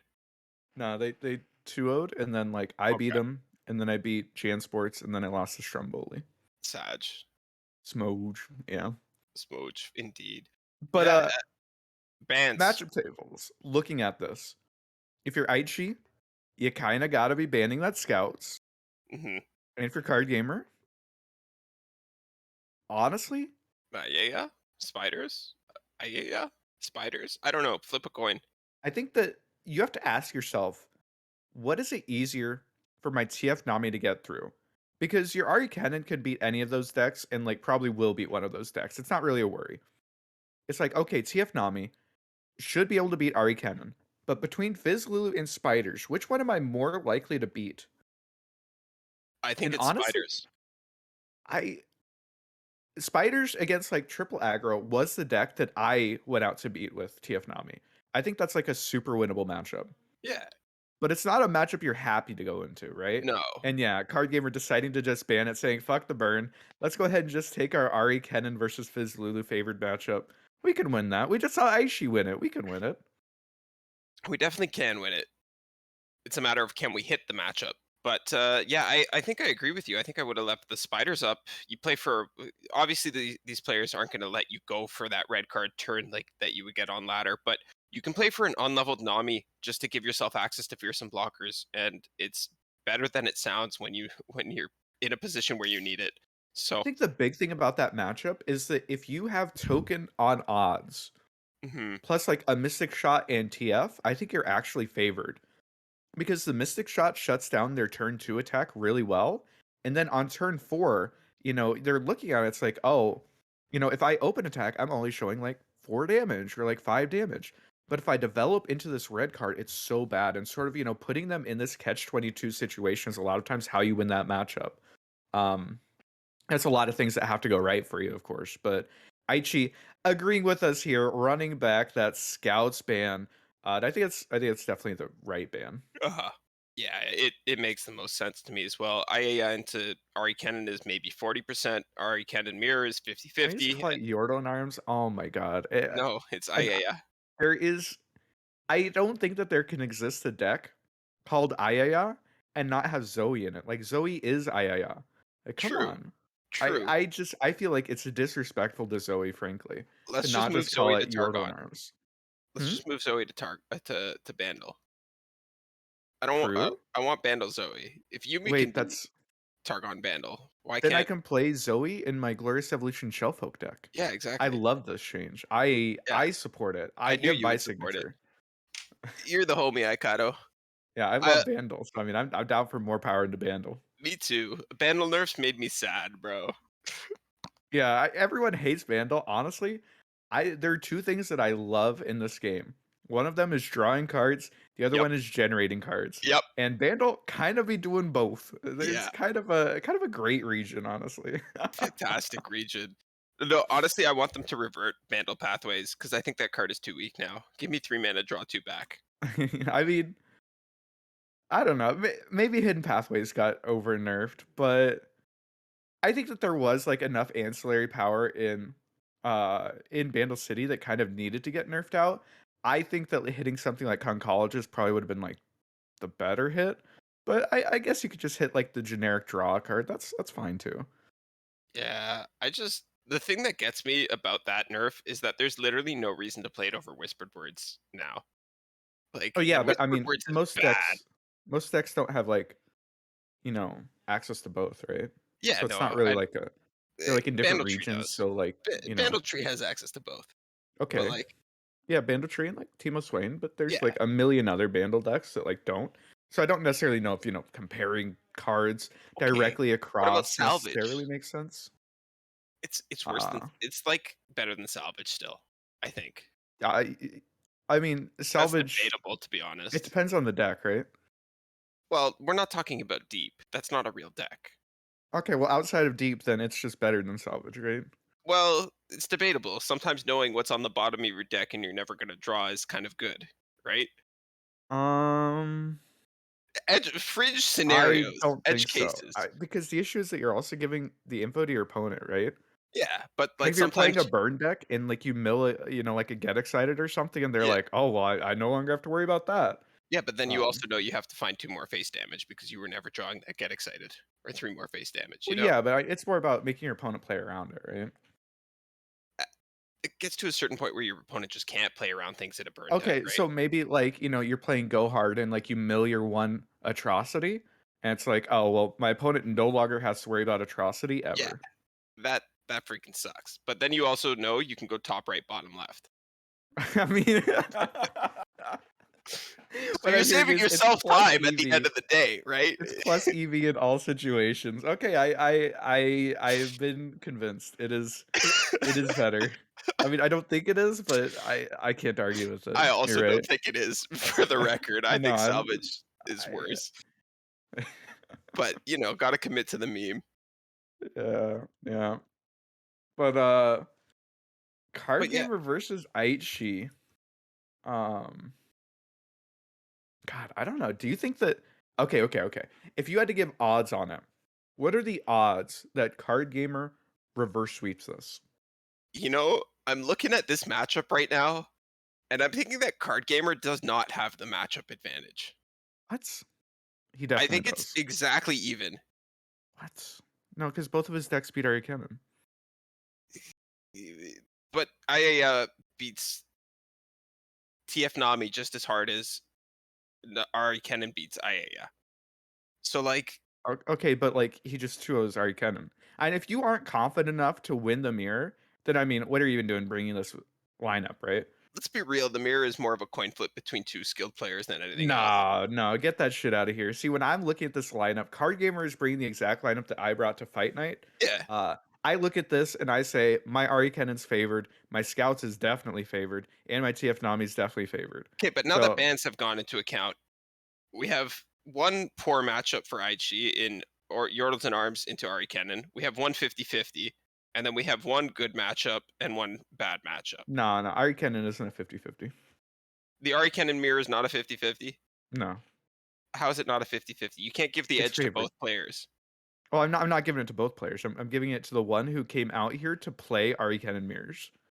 There's Ar- one person that made the decision to play Ari Kennen mirrors in this tournament, and I would give them the edge because they obviously feel comfortable in the matchup. They feel favored in it, right? True. If they don't, they wouldn't have bring it. They wouldn't have I brought mean, it. I I brought think up if the you're a good enough seasonals. player, I think it's like a skill expressive enough matchup that like the better player, the gooder player wins most of the time. So I think card gamer's favored here. So you think Card Gamer's the better player, is what you're saying? No, I'm saying that he thinks he's the better Ari Kennen player. But so okay, If he didn't think he was the better Ari Kennen player, he wouldn't have brought Ari Kennen to beat Ari Kennen, agreed. you know? There's a reason I brought Ari Kennen to seasonals with only like 50 games on it. I was sure I bet is better than every ladder player. And Oh, yes, I'm really? a conceited prick. But How'd that go? I didn't hit the matchup. Bro, save. If I hit more Ari Kennen, I would have top The cut. one time I did hit it, I 2-0'd it. It was nice and clean. I Let's didn't hit it. go. Easy Uh, clap.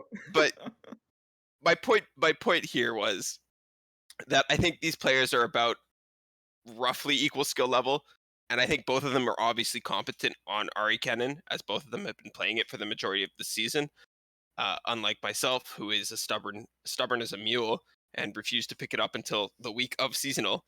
I think these players have both put in the necessary reps, so I don't know if there is a player skill gap. I yeah, no, I don't necessarily think that there's a player skill gap. You know, I'm not questioning anyone's competency, only their confidence. You know, and I think Okay, that confidence sometimes begets, advantage, you okay, know? maybe, maybe. I don't fucking know. So you're Can they just start the goddamn game? that would be nice, wouldn't it? Alright. Well, it should be just a minute Momentarily, on yeah. that. I don't know. Avocado's you're just trying to tell the people that if you want to win a tournament and you want to win a set, you got to come out there and put your balls on the table. Well, I mean, you don't necessarily have to, if you don't. No, you have That's you definitely have to show your opponent you have the bigger I balls, think more that confidence. being exclusionary towards women is not a position that I would want to hold. If They're that's what metaphorical Monty wants balls. to say. They're metaphorical balls. Uh-huh. You got the I cojones, okay? You guys know you got the gumption. We're How's in that? game now. TLS card gamer against Stromboli IG. Is the TF Nami versus the Fizz Lulu. Uh and already a little bit scary of a start here from Aichi. Aichi has the Fizz, has the Boom Baboon, has even a Poro Cannon, plus a Lulu, plus a Cap. The hand is just incredible Yeah, every time. For a deck that I think a lot of people says, it's kind of a high roll deck. It has its highs, it has its lows. Aichi do be drawing really well a lot with this deck. yeah, he do. Yeah, he do. But that's a lot of champions That in the is a hand lot of of Card champions. Gamer. And it's a pretty good start. Unfortunately, Aichi's just going to be able to play their Yordle Captain into the Poro Cannon onto the Chompers and then do whatever they want with the rest of their turn. I don't think even captain. I think captaining is trolling. Okay, well, fuck it. Apparently you captain. I don't think you care I enough, would have to be just honest. Poro cannoned my chompers and open attack, to be honest. No, Why 'cause give him the red card? it's going to happen anyways. Yeah, but you can get in. You get in for damage. Yeah, but you're still swinging, right? Are you not swinging here anyways? I'm swinging here. Yeah, you have to, but now your Lulu dies. Okay? Your Lulu didn't have to die. Okay. Not a full swing. I don't know. All I see is that like our Lulu's dying. It didn't have to be that way. It didn't have to be that way. Maybe greedy for value. Oh, we definitely trade off this TF, right? I think so. I think we do. I'm happy. We have to trade second off TF. We can play out Nami. We could try to flip our Nami. A lot of options here. You could I just think- keep second TF for pick a card and play and like try to play for this TF, but it's a bit foolish. Once again, the Aichi deck is on like double Mystic, triple Yeah. Get Excited. It feels like the type of deck that like flipping TF is really it's a hard ask, It's a It's really a super hard ass. There's a flame chompers on the board. It's always Yeah. gonna get pulled. So opts to not spend the mana there either.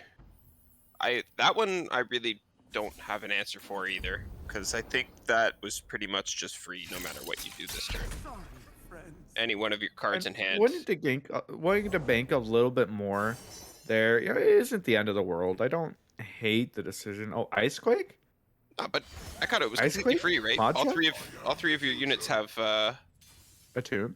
a tune. Yeah, but what if you wanted to play the Ignition this turn? You can still do it. You just can't Yeah, open it's with it, I guess. But I like mean, we you could use it as like a soft pass, right?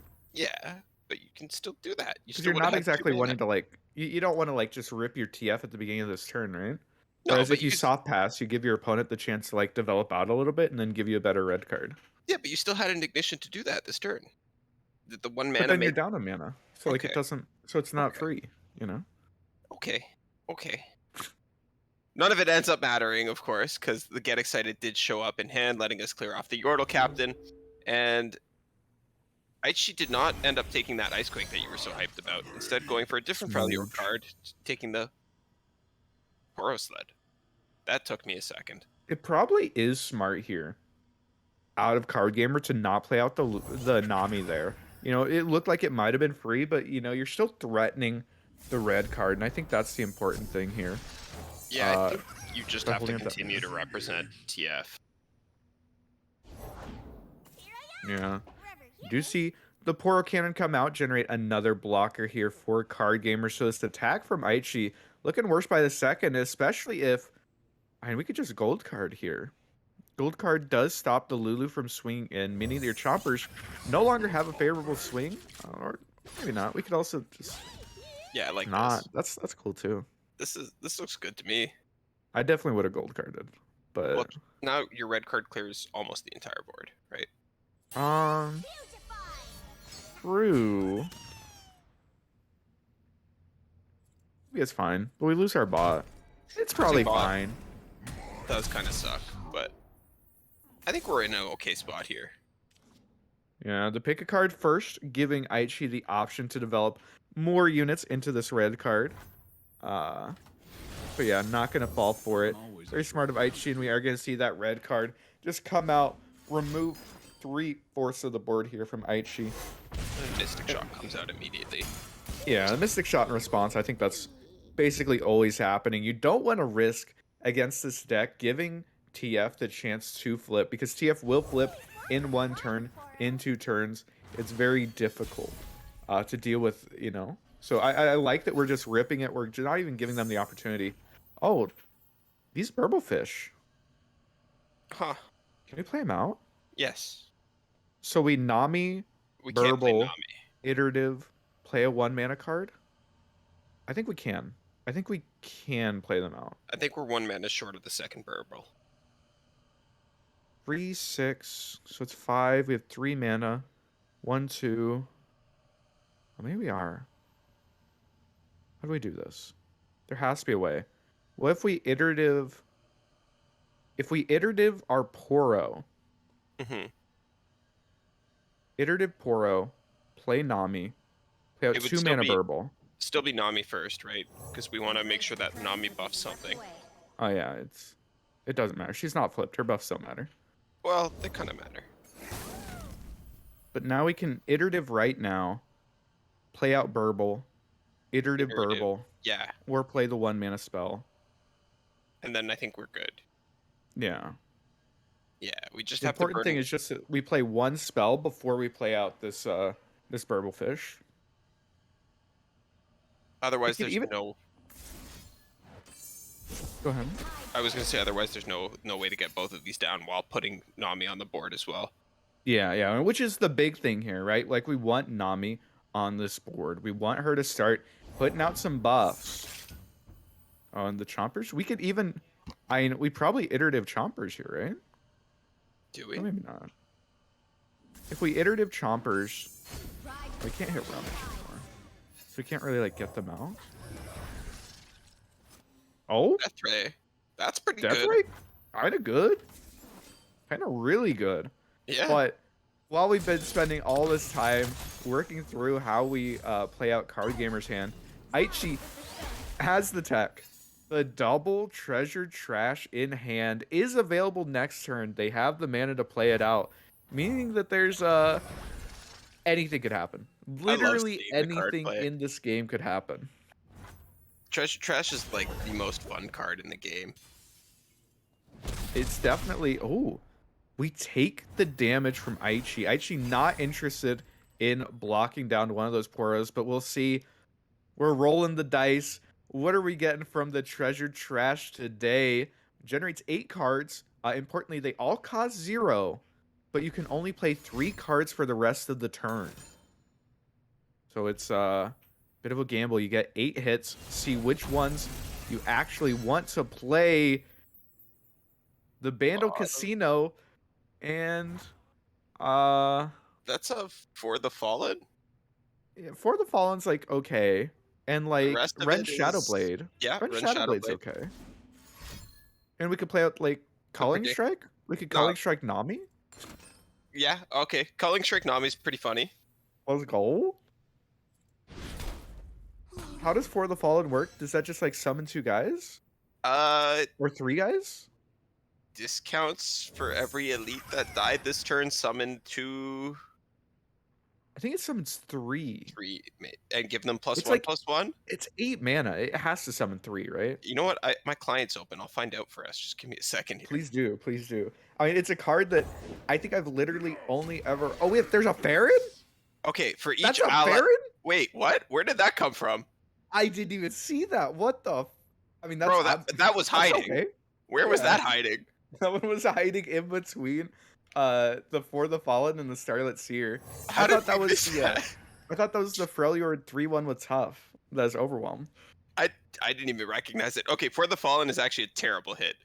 When you What does it summon do? in an elite, reduce my cost by 1. For each Uh-huh. ally that died, summon a Dauntless Vanguard. So you would Oh. have to have your board die to actually Okay, get we could value trade out of down our board. We can trade our board. We can get rid of the Poro and the Poro that comes out off of the Poro sled. And we But could generate 3 guys. it. We've stopped. It's not useful, but Can't play more cards. I saw the animation Yeah. happen. yeah, we played out our Psy Scout. Yeah. But whew, this Farron kind of huge, showing a ton of damage. At most, we can block 6 of it, or 2 of it rather. We're still taking 6 over the top. But the issue is that we have to maintain something of a board here. We have to be showing lethal on open, or these decimates are going to kill us.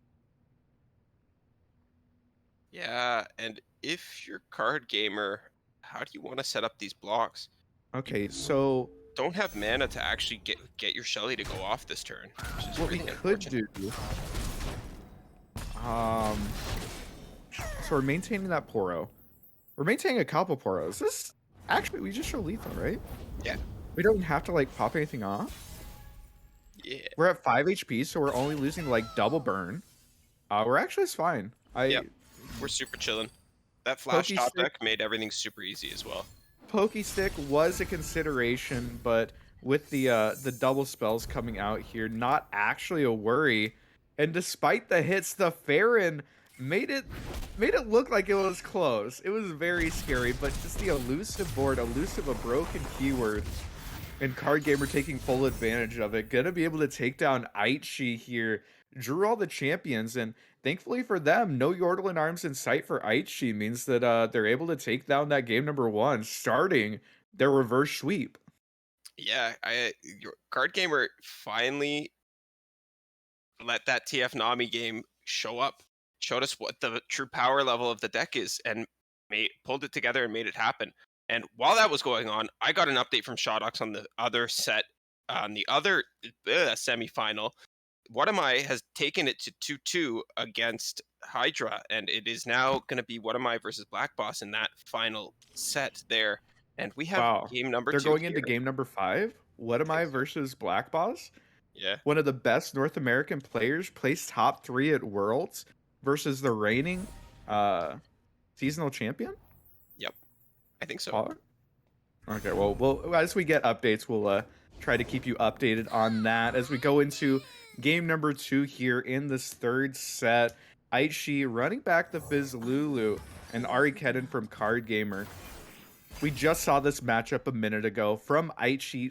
Aichi was on the other side though, right? Aichi Yes. played the Ari Kedden, was able to stabilize a board even against a huge Yordle and Arms swing, and then find a lethal with Ari. So, you know, definitely a favored matchup here for Card Gamer, but it's one that you sort of have to ride on a razor's edge, right?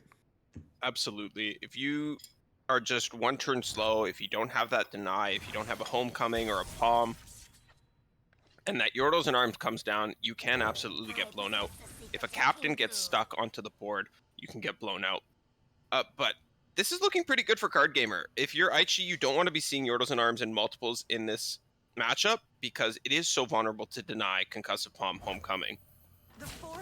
Yeah, and this attack from Card Gamer, really nice just because we are threatening to bounce our cannon, which we can then replay to clear out a unit. There's a lot of good things happening here. The Pokey Stick gonna come out, force a response, and with this response, it means we can't replay Kennen this turn, unless we take the recall, but we're just gonna twin, make sure this goes through. I don't hate it. Yeah, I wouldn't have mind taking the risk on the recall there. The odds of second Pokey Stick are Or one of to their 3 mystic shots. yeah, it's Yeah. if you could trade that, you're still trading up in mana, and it's kind of okay. But I also have no issue just guaranteeing that the cannon gets recalled by burning the twin. Yeah. I think one thing that we need to touch on though is that Aichi has played this Fizz Lulu deck. This game number 4, I think, that they've played with it. And they've drawn Lulu plus Chompers every single time. This deck is so much stronger when it finds the Lulu. When it doesn't, it kind of struggles. And Aichi has done a really good job of drawing Lulu every single game. Wait, you Um, mean you don't draw Lulu every game? you know, I don't. Maybe I just wasn't cut out to be a a I can Yordle imagine. and Arts gamer. You know what the issue is? What? You refuse to call it by its name. Oh, I thought you were just gonna tell me I just need to get good. No. You just gotta call it Ayaya. Oh, apparently game number 1 did go to What Am I, by the way, That up was 1-0 against Black Boss. Don't want any trouble. Monka S? Wow. What am I is here to take names apparently. And I like these blocks coming out, or this block coming out from Card Gamer, sets Lulu to 1, opens up the way for this go hard. Yeah, we get to just kill down this Lulu, kill the Zanite Urchin as well, and sort of maintain a little bit of board presence here. This cannon is just so valuable at regaining you the board after you've lost it. This card is incredibly strong. Incredibly strong board control piece of the puzzle here for this deck. Yeah, I have a lot of fun trying to figure out how to sequence Kennen properly and like figuring out when I can actually do dumb stuff with the landmark with the Godwillow seedling. Like making more Kennens in my deck is one of the most fun things to me. I don't know why, but just having these infinite little lightning Yordles that then generate Marks of the Storms that I can just throw off constantly and just destroy my opponent's board without ever actually touching it is really, really amusing to me. Yeah, it's pretty strong as well. While you're having fun, also advancing your win condition. Oh, it's generally like a good way to go with it. Um, we do get to play out the go hard here. I imagine we have to see the go hard on Lulu. It's hard to imagine that not happening. Yeah, this action. There we go. And that Lulu is going to end up going down, but Aichi, perhaps knowing that the Lulu was going to go down, decided to draw another one. So it's not going to be too much of an issue here. Good gaming. Yeah. We do thankfully have multiple recalls in hand to stop this Chompers from killing off our Ari.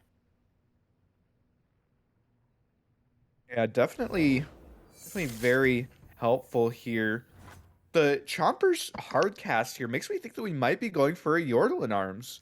Yordle in Arms, we did end up getting the deny off the top, so not going to be that much of a worry. And it looks like Aichi maybe just pretending that they were going to use it, deciding against it. We could just play out second Lulu. Lulu's a pretty good card too.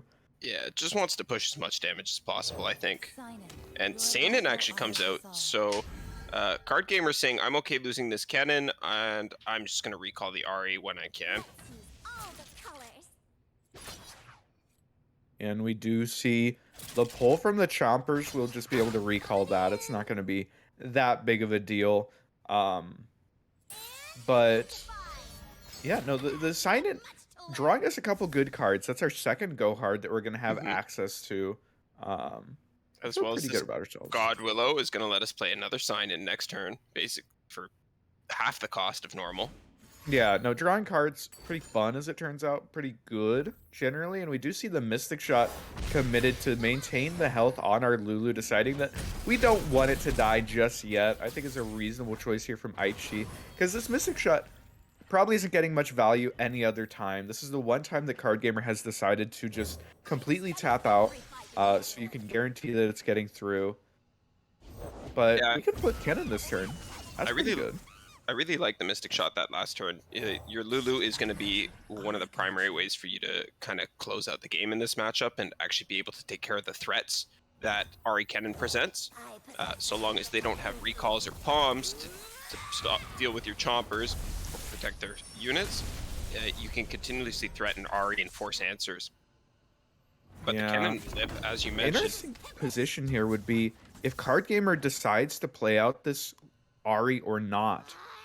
if you play out the Ari, we're tapping below any sort of response, so our opponent's allowed to play whatever they want. Potentially, you know, opening us up to some kind of you know, some kind of a spell coming through.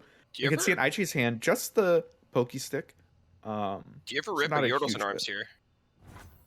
It just stops the Never. attack and it deny checks, kind of. Well, it's not deny checking. I think that the big thing here is that you can kill the elusive if Card Gamer gets a little bit too excited, you know, wants to try and you know, get the big Ari flip attack off.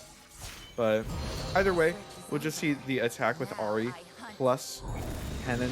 Gonna be able to bounce this Kennen. We saw it before. 0 mana Kennen, kind of good. We have a couple marks, so we'll be able to clear out a little bit more of this board even. We can take care of the Lulu again. Not sure if that's more important than clearing out other parts of the board. And thinking on it, it's probably not. Yeah, I think that like removing Chompers plus Go Harding a Baboon is certainly an option. Alternatively, you could like start throwing stuff at Fizz and try and force cards out of Aichi's hand. But it Yeah. looks like it is actually going to be a lot of spells thrown at this Lulu to be able to take her down. Perhaps I think that the reason why we're allowed to do that is because we have the 9 hand, right? We can beat a Yordle and Arms coming out. We can't beat 2 though. And Aichi is going to have the mana for both. True, which be an interesting position here. Does Aichi decide to play out the both of them? Do they want to develop a 6th attacker instead? I think they keep the mana available, right? They've been showing super strong play throughout this entire series and like throughout the entire stream today. So dipping below the mana needed to play both of them here when we know there's only 2 cards left in the opponent's hand, and we're very sure that it's going to be a good way to win. Doesn't make a lot of sense to me. And thankfully, off the top, we do end up picking up the Zonite Urchin, which lets us go 6 wide while maintaining both of the Yordle and Arms. And we sort of just, you know, double check here, double deny check. Are 2 of the 3 remaining cards in your hand deny? And if not, I'm definitely gonna be dealing quite a bit of damage to. And it actually looks like the Godwill are gonna come out. We're tapping below double deny anyway, so Aichi knows that they're gonna be able to get this through. But the Kennen market does mean that this Chomper is going to end up falling in response, which isn't the end of the world. No, it's definitely not the end of the world. I almost wonder if letting that first one through and taking a different line where you recall Kennen and kill something and then get another Kennen spell, it's still not enough, right? It's such a letting that Yordle and Arms through would be such a difficult call. I'm not sure that I could ever make that call. I don't think that that's like a reasonable one to make, to be honest with you. Really, it looks I think you were dealing if you use the Kennen mark, you're killing a Chompers, and then you recall something with your Kennen. I guess even like recall Kennen, replay Kennen doesn't like get you an extra stun, right? Yeah. So I think it's just like worse. Yeah, I think you're right. I think it is always just worse. So. Whereas like the deny is better into like literally everything that isn't second Yordle and Arms. Yeah. That said though, we do have an Ari, we do have a Kennen, and now we do have a Droplet. That's an okay draw. That's a pretty solid draw here from Card Gamer. Kind of everything that you need in one little package. We get a little bit of value, we get more board clear, and might be able to claw it back. It's a definitely a position where they're down, right? They're very down right now, but potentially gonna be able to come back with it. We just go down to 1 here. 2 go hards played already, so any potential top deck, any 2 draws could be the next pack your bags, which would just close out this game for sure. Yeah, pack is always winning the game here if we can find it. We are Aichi going to be giving up the Otter, making sure that we don't go down to 1 HP, so we aren't dying to, you know, a double cannon draw or something. I mean, another unit, another blocker, but more importantly, this free cannon is just going to allow us to regain so much board control. Oh, but the Oh, Zonite Urchin into a telescope maybe gives us enough refill here to be able to still be wide and still push the 4 damage. Only 4 health here for Card Gamer. And Protoporo. Card Gamer, no interaction. Protoporo is impact 1. That's Yeah, the guaranteed impact 1 is damage. nice. So, Oh, Lady of Blood. those in your path. Promise it won't cross Um, So Kinda Lady fun. of Blood, when you discard a non-fleeting card, you get a fleeting copy of it, right? So if you discard like Chompers, then you get a fleeting Chompers that, will like auto summon itself at the end of the turn. Yep. So there is, like some cute things that you can do with it, but not the strongest card in the world. No, but it does have 4 HP, so it can Or survive. HP and to attack, right? So it's definitely like a must block, right? Yeah. Yeah. Well, Well, it's probably fine. it's probably what you let through out of this board, because you're going to trade everything else, right? Yeah. Oh, Go go hard hard. off the top. The healing could be huge here. What do we get? I get excited. Oh, Any damage through represents lethal next turn. okay. And we are getting damage through. We This are... one's a sweater. Your life's gift. And the go hard heals us 1. But not- is it enough? It's not enough. Not unless we top deck. We need Counterspell. we need Notify, right? That's literally the only thing. Yeah. Deny or Notify off the top keeps Card Gamer alive. Whereas right now, their lethal open attack is getting stopped by the Get Excited. What do they hit off the top? And it's second Ari. Ari. That. Oh. If you recall Kennen, replay Kennen, no, it doesn't work. Oh no! No. Oh no! And Tragic. the Lady of Blood from the telescope, the Zonite Urchin drawing a telescope into Lady of Blood pushes barely enough damage here for Yeah. Aichi. What a crazy chain of draws and card generation to actually help Aichi find the win here. You shall die when I Get excited. Oh. Can't be denied, can't be notified, no answers in hand is just going to spell the end of game 2 in Card Gamer versus Aichi. And I do love that even if Card Gamer did have the card to respond there, because the Lady of Blood generating the extra copy of Captain, you aren't really losing out anything. That's playing that true. Get Excited, really getting that value there. You know, I honestly expected Lady of Blood to see a lot more play than it has, because I didn't think it was that bad. Like you said, the free fleeting cards, I figured doubling up your Risen Riders would be really good. I figured doubling up like your Flame Chompers would be really good, especially when they all free summon. And then I think the really big one that like people haven't really caught on to yet is if you discard Stress Testing, you draw a card, you get an extra copy of Stress Testing. That's going to draw you another card at the beginning of your next turn. But It's actually, enough. there's like a lot of cute things you can do with it. Yeah, you used to be able to discard enemy cards and get copies of them too. But they Oh yeah, changed that. apparently aloof, you could just like get copies of You it. get champions. Yeah, it was broken. Probably But a good thing that got changed. yeah, definitely. But we had talked about it quite a bit in the lead up for this match. The Ari Kennen mirror, who's favored in it? Card Gamer, Card who Gamer. opted into it. They came has in Droplet. wanting to play it. Card Gamer has Droplet and Ari. He's winning. wild I mean, run free. Not false. Definitely not false. I wonder if they just trade Aries.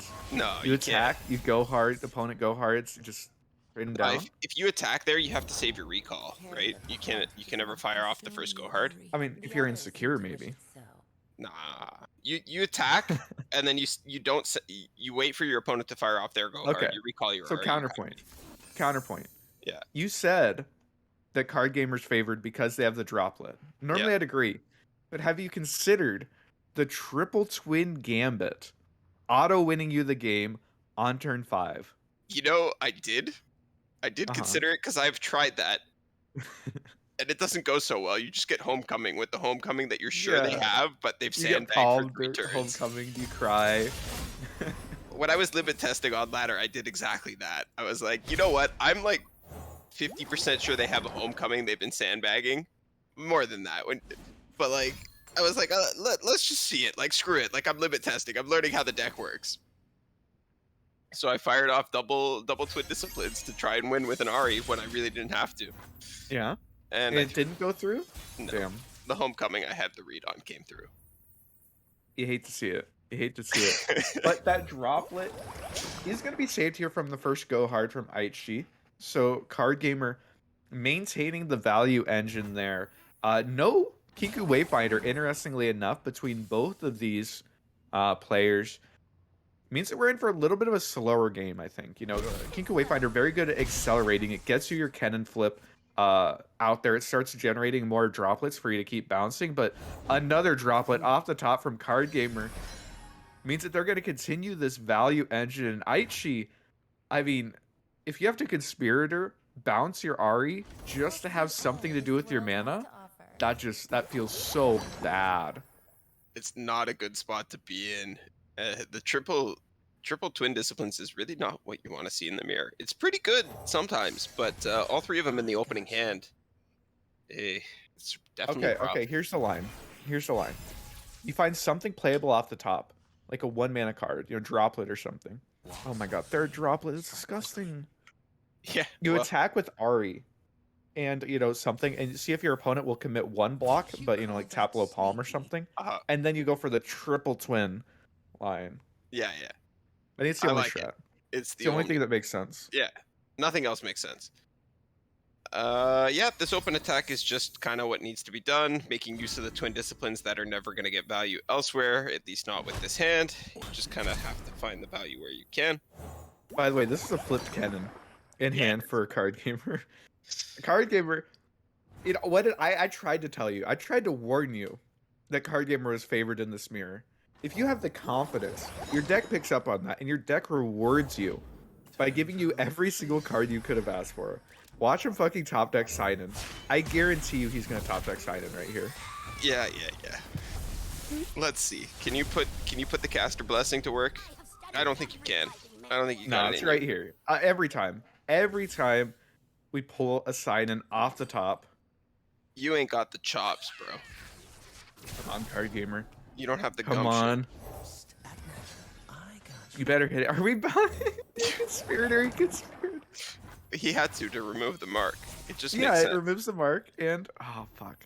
And it goes towards flipping your Ari. It's so good. It's literally the only option. You say literally. I feel like there were the other options you could have passed. Yeah.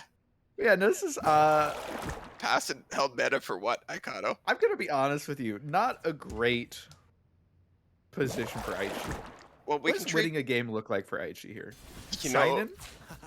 it has to be sign in into Godwillow, into pack your bags. You just like pack their bags like Yeah. on turn 8. Yeah. Opponent develops. You pack. They deny. You deny. You win the game. Oh my god. He's conspirating the conspirator. What else is he gonna do, man? This isn't an infinite deck, bro. This isn't doing it. This isn't getting you there. It has to. Nothing else can. I hear you, but at the same time, it's not getting you there. It's just not. Yeah, I know. But what are we saving this mana for? I don't. Eyes open. Oh, and the king coming through. He doesn't even miss allegiance. Yo, I mean, see. ugh. 10 head had the read on the second cannon coming through, so he was waiting for it to fire off to reset Ari's health. Damn, that's so true. Sign in off the top? No, recall. Nope. Okay, we can flip our Ari. Mhm. We could Godwill Ari. Ari spell the conspirator. Bounce conspirator with conspirator. That could be a line. That's like a kind of a fire line if you think about it. Why don't we just Godwill the conspirator and skip a step? Because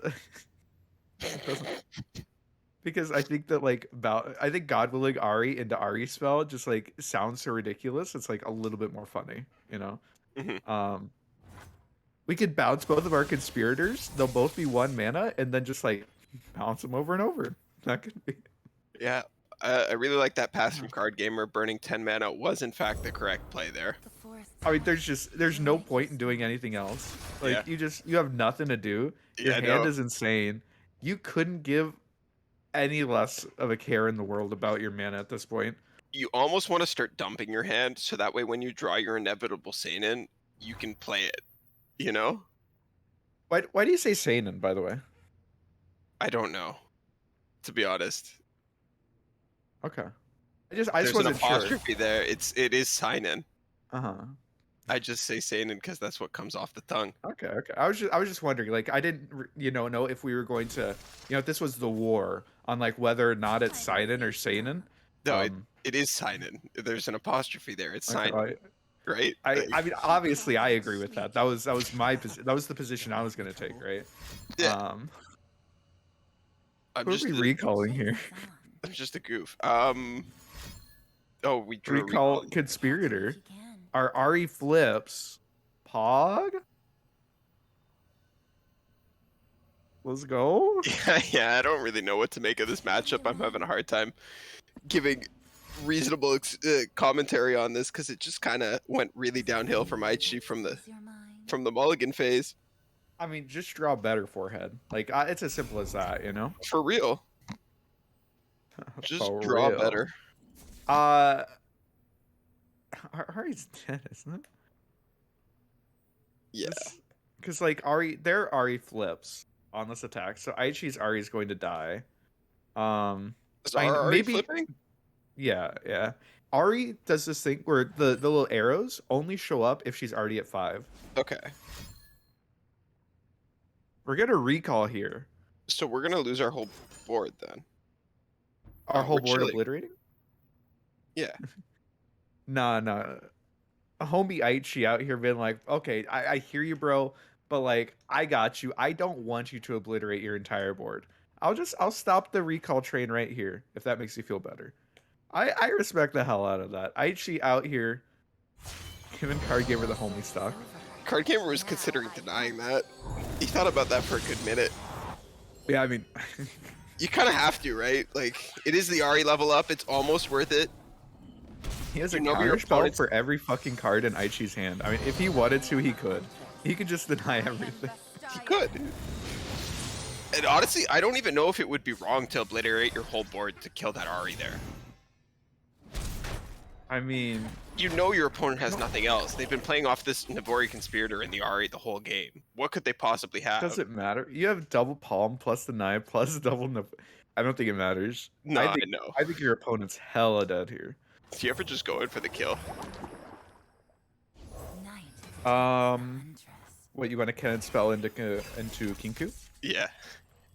You could.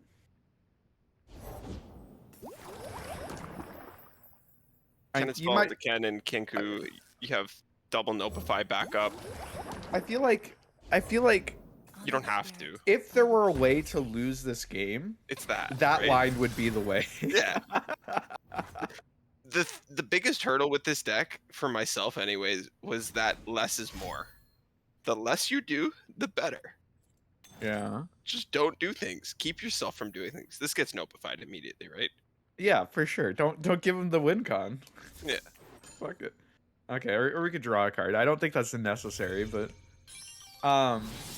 Aichi finally drew the droplet, by the way. Turn 9 droplet. Not quite as good as turn 1 droplet, but close. You know, she started to look like they might have a shot in this game now. No, because you're just gonna cannon spell underneath the Ari. The Ari's not actually gonna pick anything up. You get kinda into a little bit of like a counterspell fight over it, but it doesn't Let really me matter trick our because you have viewers 30 into fucking thinking cards. there's hope. Okay, I'm trying to build a Sorry, storyline you're here. right. Yo, true, bro. That's wow. What? God damn. It's Card okay. Gamer Card had a counter? didn't even give us time for the deliberation anyways. There was no time to build suspense. He just went for it immediately.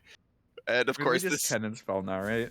no, you okay, I guess you could. You could answer with a nope. Cannon spell's better though, you're No, right. Kennen, you pull the deny, and then you deny, and then like you open Kinku next turn, and you just win the game. Yeah. Well, you just open attack and win the game, right? If you're insecure, I prefer the Kennen burnout plan. Okay. you would have had to recall your cannon for that. Well, yeah, that's with the Ari. The the Ari Okay. attack is going to recall your entire board, right? Yeah, and then you're just gonna okay. Yeah. Should probably go I- hard there, to be honest. Yeah, probably That's should. okay. It doesn't matter. We could also just open attack, I guess. Yeah. It's fine. Okay, Card Gamer takes it 2-1, and keeping the least Sims in this series. Let's go. We sort of set it up. Card Gamer with the very first game played this playoffs, right? Yep. Coming in, taking care of business, starting out the reverse sweep on the right foot, right? Absolutely. Yeah, it was a really good showing from him for sure. Game 1 was super intense. Game 2 was really intense. Game 3 also very intense. It Can you was tell something. I'm running out of things to say? But either way, we're going into set number 4 in this Mhm. card game. We'll see if they're able to bring back the entire reverse sweep, or if I believe it's Stromboli Prince who's next up, if they will be able to just shut him down right here. Yeah. We'll be back with you in just a couple minutes with that.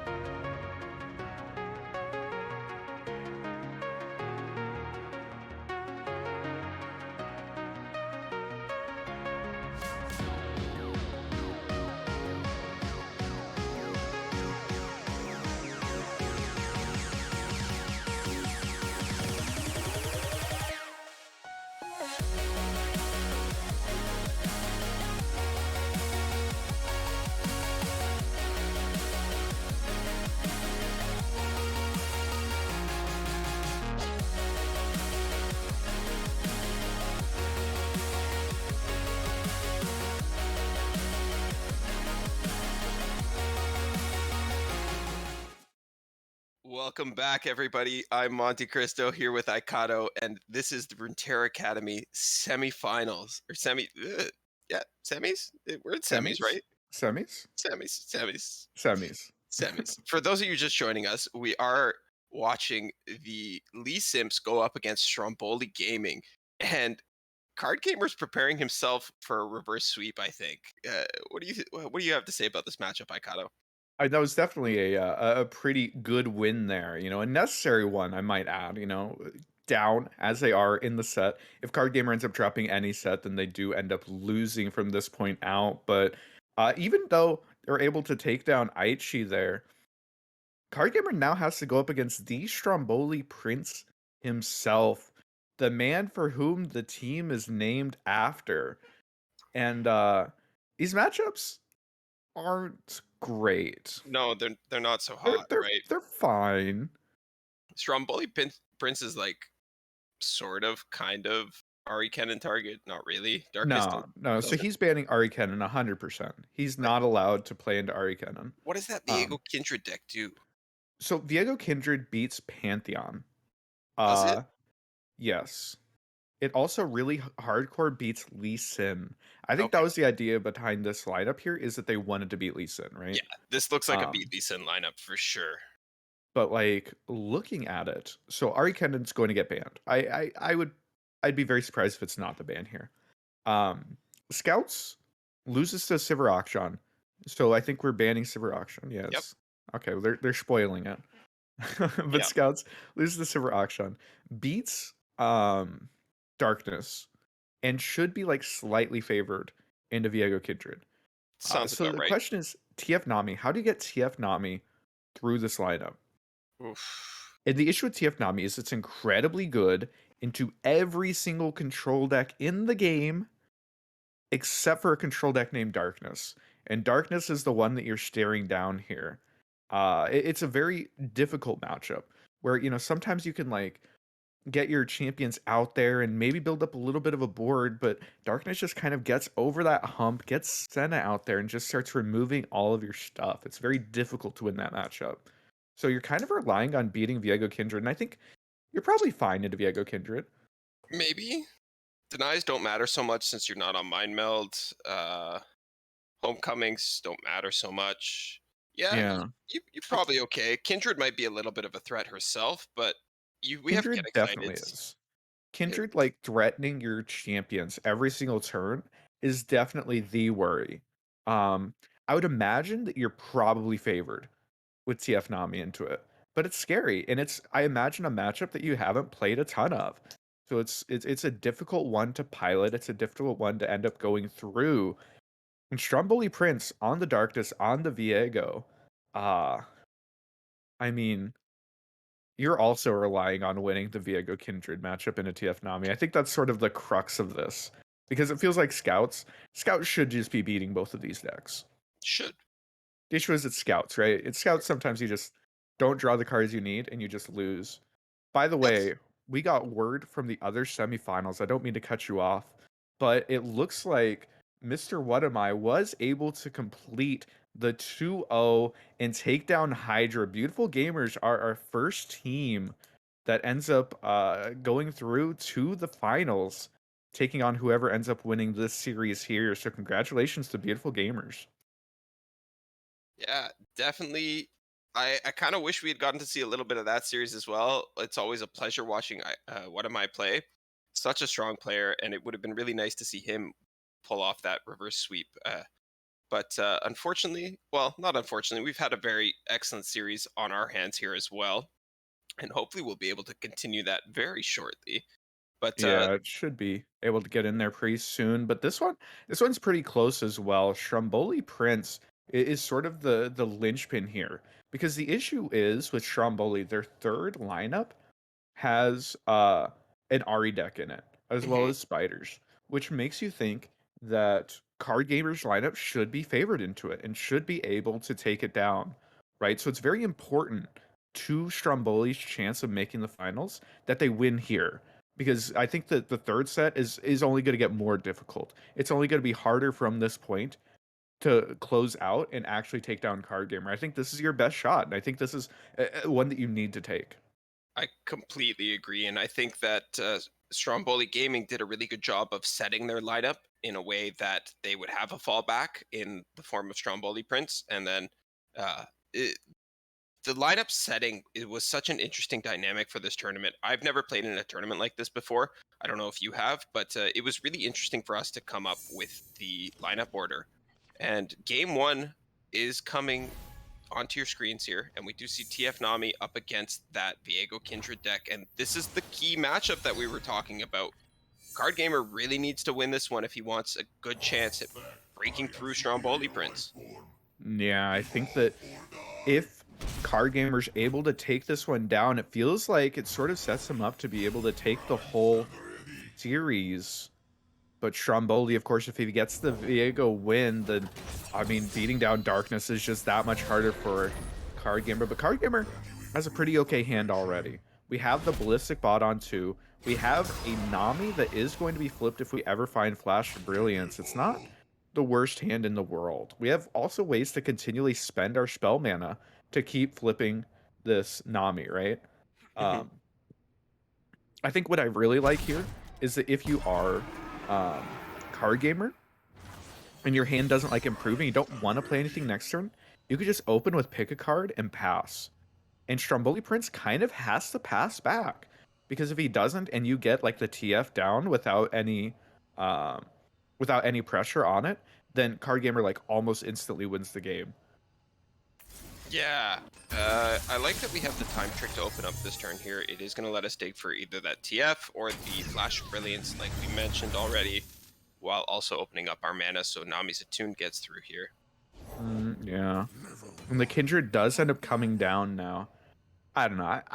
I like to just pick a card pass because I just like really fucking with my opponent's mana, because I think that they have to just straight up pass back. But in this instance, we're sort of trading the draw for allowing the Kindred to come down. Interesting open pass. I like the soft pass back. Yeah, an interesting thing here is that if we do end up playing out the TF, it will be the weakest thing on the board. So it's automatically getting targeted by everything that Kindred ends up doing, but it's actually just going to be the pass back, willing to go a little bit later here if it means that Kindred doesn't get the free marks on our stuff. And I do like that we're going for the Poro Cannon this turn. Probably should have done it last turn, but that's right. We're doing it now, and these Poros will be eating up all of the Kindred marks. So your champions can start coming down here, which is just very, very valuable here for Card Gamer. We might even see another Poro coming down here. Yeah, the second Poro, just to make sure that there's nothing that's going to cause this Kindred to be marking our real champions. Could potentially also see the Kindred threatened here with Gold Card and Mystic Shot. Unlikely, but it is a possibility. Honestly, 4 mana. What Stromboli Prince have at 4 mana? Let me look at the list, because the play might literally be It's pick a what we see card, in hand. TF, pick a card. Yeah, TF pick. Card Gamer disagrees, dropping the Nami here instead. But I did actually like the TF pick a card lines as well.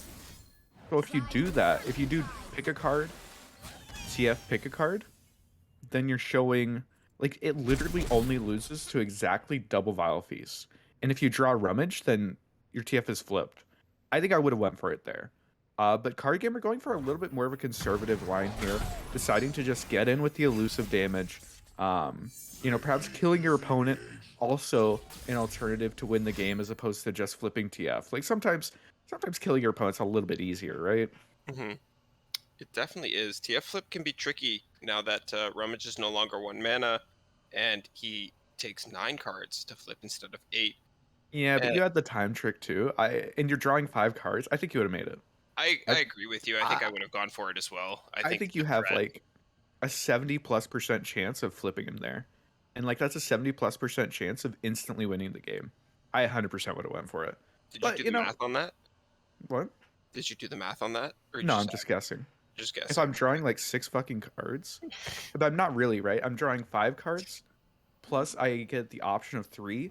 So I'm Yeah. really kind of drawing 8 cards. Yeah. 8 shots, I have like, what, 24 cards in my deck? So 8 shots at Rummage. We have 3 copies. I mean, Yeah. it has to be like close to 70%. I was just joshing you. I also agree. It's like pretty. It's more than 50%. It's better than a coin flip. And if it's better than a coin flip, I think you take it because it is absolutely game winning if you get it off. Yeah. But, you know, it is what it is, playing the more conservative route here. The issue is that the only way to stop Nami from getting marked here is to give up your bot first. You throw the bot in front of the 3-3. You throw the poor instead in front of the 4-1. Uh-huh. But the funny thing is that Palm beats this. If you palm the bot here, then the Spirit Leech ends up killing the Poro, and Nami ends up getting targeted. So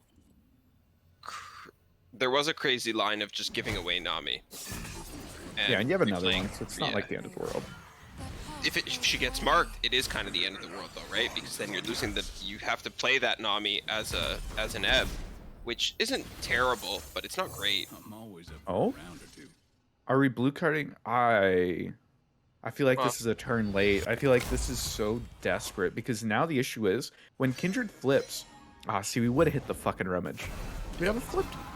But anyway, the issue is that when In the Kindred flips, their mark resets. Resets, yeah. So they can remark this turn and hit this Nami. Oh, it's so. That's so greedy. Yeah, this is really bad. I think you had to take that pass, but then Now he again, can just glimpse. Oh, he's not gonna. Oh, maybe he doesn't know that he remarks. maybe. He has to not know. Oh, that was such an easy free kill onto Nami there that Stromboli Prince makes the misplay and just doesn't see. But now, let's see. So we drew 4 cards. 5 is this. Rummage is 6, 7. So if we find another Rummage, we have flip TF. But there is the Vengeance in the hand of Stromboli Prince, so we don't want to go too hard onto this. And we do soft pass. We do think burst we- pass. Probably do want to rummage here anyways. I think so, because now this Vengeance puts us in such a bad spot. Even if we like rummage, Whoa. ooh, okay, rummage. We aren't gonna be able to flip the TF. The TF is getting marked. Oh, this is so bad for Card Gamer. He's stuck with this TF at what, 7, 8? It's just not getting there. We don't quite have lethal either.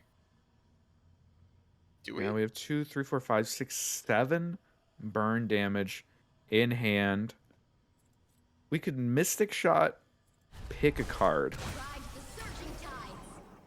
Mystic Shot, face, pick a card, and just try and hit another Get Excited. We could But play that these doesn't- Boros out. They push Um, 2. Yeah, you could. You really only need 1 to go through. Because then you have a TF red card as well. Because your TF's Yeah. dying. But you're also just dying to this open attack next turn. So you actually need these Poros to go through. And then you need all your burn to connect as well.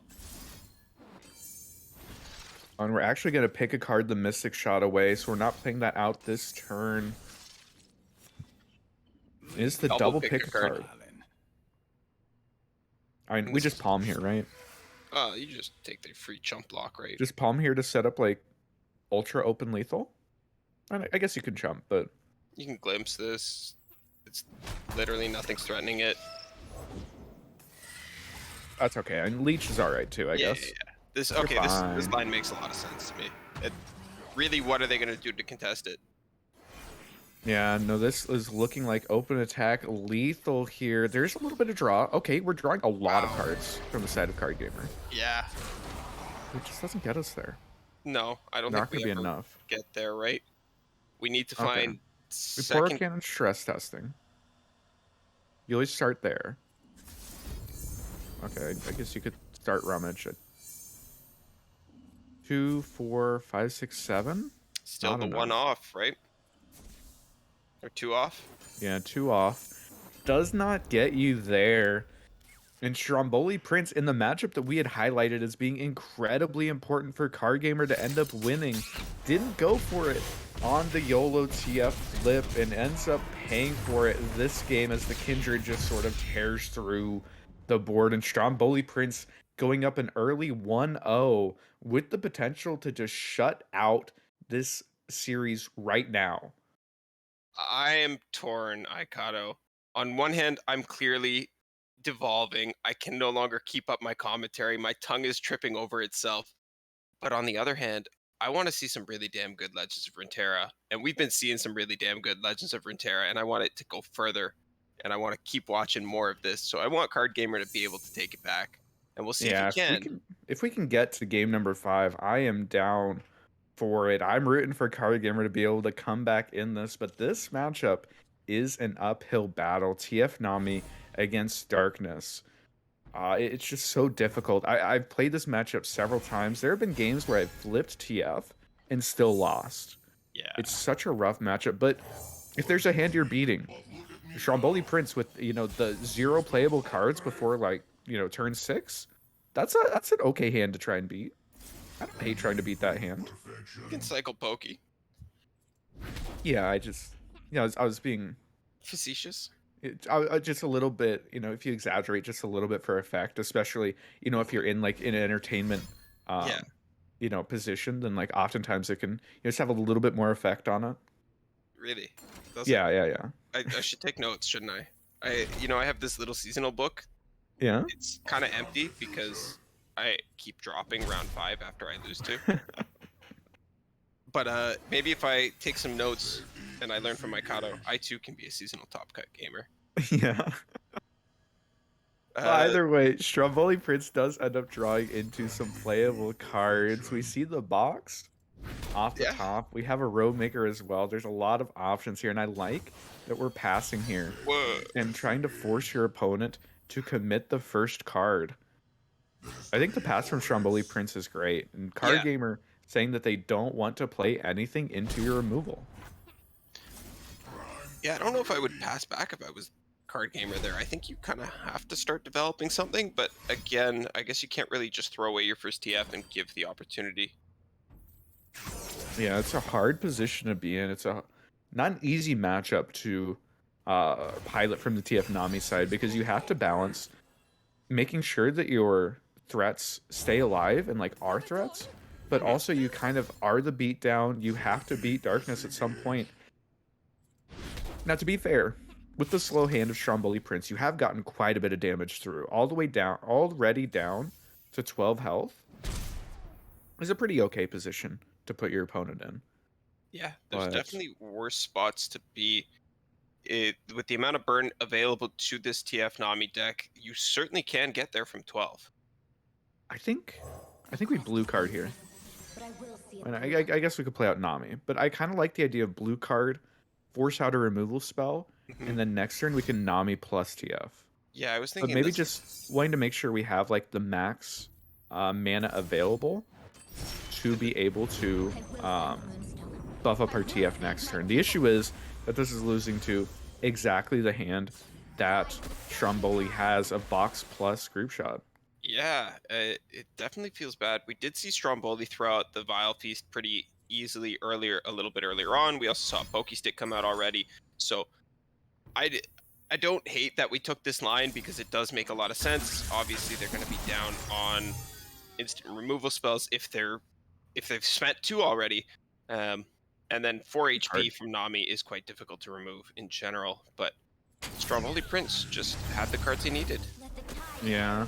I did like this pick a card though. This pick a card lets us get out another buff from the Nami without worrying too much about it. So we do have a very, very, very big ballistic bot. Now, is this ballistic bot ever getting through? Probably not. But he's big No. though. There's no ambush in this deck as far as I'm aware, so Yeah. I can't see a world where this ballistic bot actually makes it to the face, but That's you it. do like Another growing him. another ballistic bot means that you have a lot of burn, right? That is one thing that TF Nami, or TF Fizz in the old days, and TF Nami now did, is that it had a surprising amount of reach. Now, if you're already down to 11 health, it can start getting really scary if you start taking any more. So I Yeah. do like this insistence on just continually burning. your opponent here from Card Gamer. I like that Card Gamer is spacing out his ballistic bots. It's really easy to play both of them out and like try and build both of them up at the same time, but he really wants to ensure that he has a constant stream of burn threats coming through. And he's even trying to considering baiting out the darkness with this attack here. Yeah. So the darkness is only dealing 2, right? Mhm. So by doing this, we are letting them kill our bot. So the idea is that they burn their darkness, they kill our bot, we can play TF out and then just flip him. Which is cute. I don't hate the idea. I think we play second bot here. Yeah. And then we hope to get that TF on the board this turn. Unfortunately, we do see too many morphs on the side of Stromboli Prince that are going to counter that immediately, but I think this is the line that you have to take if you're Card Gamer. Yeah, I don't hate it. I think that was fun. Oh, we do end up burning the burble fish, which not ideal. Definitely does not feel good from our side of the board, but that's okay. We have 5 burn in hand. We're getting another burn next turn. We have draw. We have a lot of good things going on for us here. Red card from is the also side of burn. Card Gamer. This TF win con might not happen, but the 1 point of HP that red card deals might matter. It's when it's a game of centimeters, as the ballistic bots have turned it into. Every little point matters. One thing I do like is that we can blue card here, and then if they remove it, we just play second TF. I like keeping this value train going. It looks like we actually just want to play the time trick instead. Maybe looking to see if we could hit like Nami, right? If we had Nami there, that would have been really good. This is getting kind of funny. We might be able to just burst level a TF. With double 1, 2, rummage. 3, 4, 5, 6. Plus blue card would be 7. If we find third rummage, I mean, we could flip the TF in 1 action. It's unlikely, but it is possible. Oh, this Also- iterative. I like this iterative. This iterative lets us, copy another ballistic bot and just keep pressuring this burn. This is so valuable for us. This is kind of how we're winning it right now, is not through the champions, not through any nonsense like that. No, we are just here to burn our opponent out. Yeah. Face is the place. This reminds me a lot of playing TFIz into Freljord SI, because ballistic bots were just so crucial to those matchups. People would say it was unfavored, but even against TLC or Anivia, you could just play slowly with ballistic bots on the board, deal 1 to 2 damage per turn with your ignition, get another 2 It chip was damage unfavored. in with Come Fizz. on. Let's. It was- When you say people say it was unfavored, it was unfavored. It was It like was, pretty like- significantly unfavored. No. But there were Significantly hands that you could unfavored? win. Definitely not. If you had double bot, if you had specifically double bot, you could win the game. Or Fizz into suit up. You would keep suit up for 4 mana. Yeah, in or that just matchup. like, high roll fucking Fizz on 1 and just suit up on 2. That No, but you didn't even need to that's a do pretty suit cool. up on 2. Yeah, You could do that's- suit up that's a on pretty 3 good. or 4. You didn't have to high roll it. You would keep 4 mana suit up in that matchup. It was like not actually that unfavored. I mean, if you say so. If you say so. I don't know. I say so. Mo says so. Drizoth says so. Like, it was unfavored for sure, but it wasn't like I mean, It was no Drizoth worse could than beat fucking 45. anybody, right? Like, Drizoth was the king of that deck, and that's unarguable. I hate that we keep burning cards. We and lost Mo, to I mean, Purple Fish Mo last just, time. We lost to Station Archivist this time. I'm always up for a round. yeah, no, especially the Archivist. Archivist draws us so much burn that's really, it's really not ideal that we're losing access to it. This gold card, though, denying the lifesteal is actually so valuable here. It's so You know what's important. Really funny. Hmm. We can use the strong arm to get ourselves an Ixtali Sentinel and have access to more burn. That is 2 damage. It's like, 12, 13, 14, 15 mana? It's a 15 mana Mystic Shot?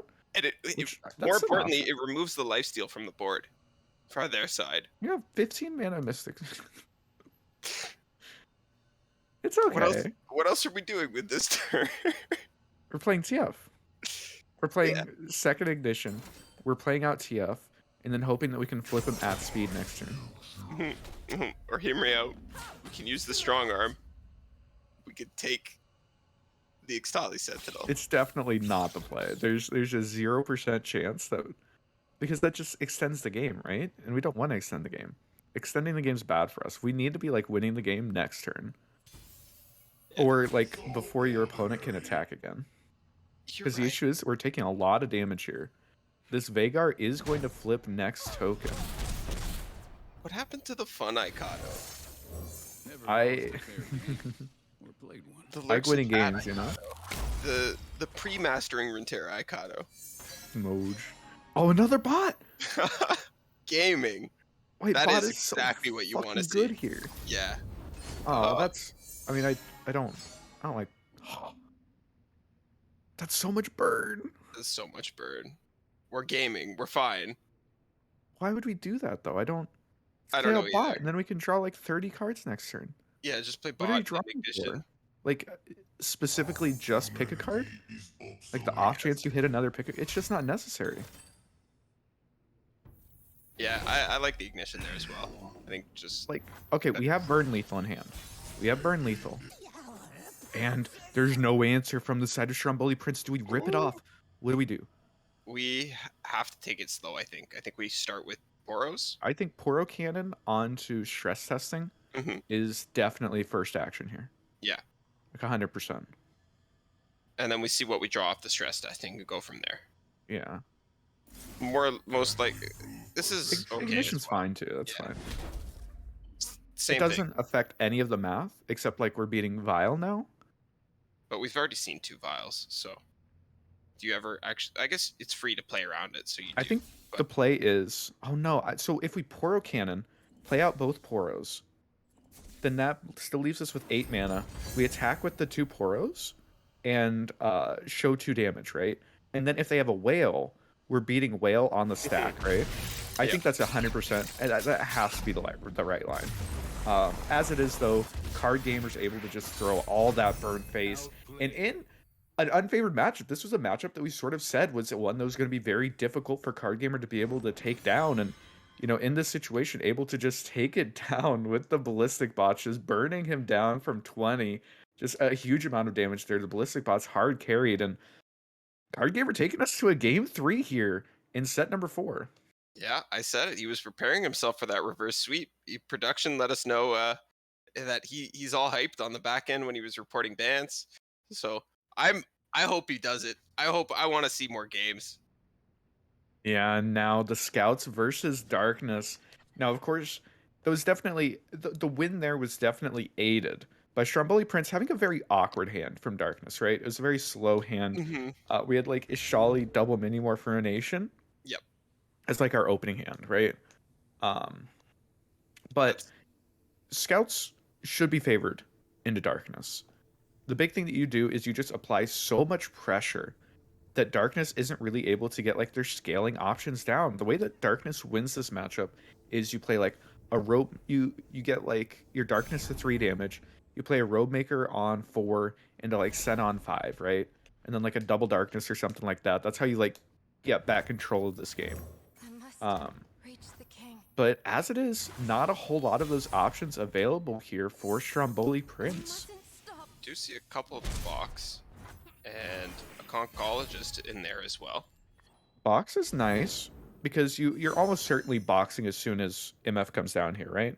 Yeah. The issue is that the Sharp Sight is going to keep the MF alive. But now you have a Gohard and a Vile Feast. Looking for trouble? What did we Yeah. actually? You. But Yeah, then they okay, have, it like, was they the have Gohard, resolve, right? So but they can only resolve once. true. And it And- looks like it's going to be used here. I actually like this. I think it's fine. I don't hate it.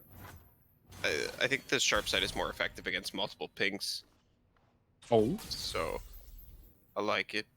second MF mod check. Moving. Swing with MF, no balls. Okay, I don't know about that one. That seems like not the play. You have make it rain. Love ya. Just make it rain. True. Wow, that's a good line. That's a really. Did you come up with that one yourself, Monty? Yeah. I feel like you probably did because I can't imagine that anybody else would have came up with that line. I'm a good player most of the time, okay? A lot of bad concologist options there. Bouncing It is. bomb, It just if has to be Ziggs bomb. if mana inefficient, is still an alright pick. It still pings. Pings are good. Yeah, Shroud of Darkness is useful in some situations, but not against scouts. And there's a lot of pings, by the way. Yeah, there do The be a lot Vile of things. Feast is gonna get stopped by a sharp sight, but then you have a go hard, and a bouncing bomb, and the pokies or the group shot rather. This is a dead MF. It's No a matter very what dead way you MF. slice it, is a dead MF. It's a good thing we have a second one and we didn't waste it by casting Make It Rain. What do you mean the make? Oh, the Wow. prey, the wings in the wave. Not quite the hit that you're hoping for. I don't think. Can we change it so that way when it's summoned, it's always a 3/3? Please. Or not. That'd be.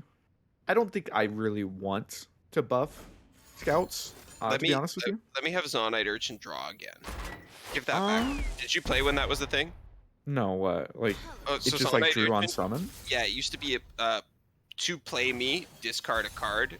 When I'm summoned, draw a card. Man, That that was- sounds so good. Yeah, so you couldn't skip, obviously, and anytime it was summoned, it would just draw a card.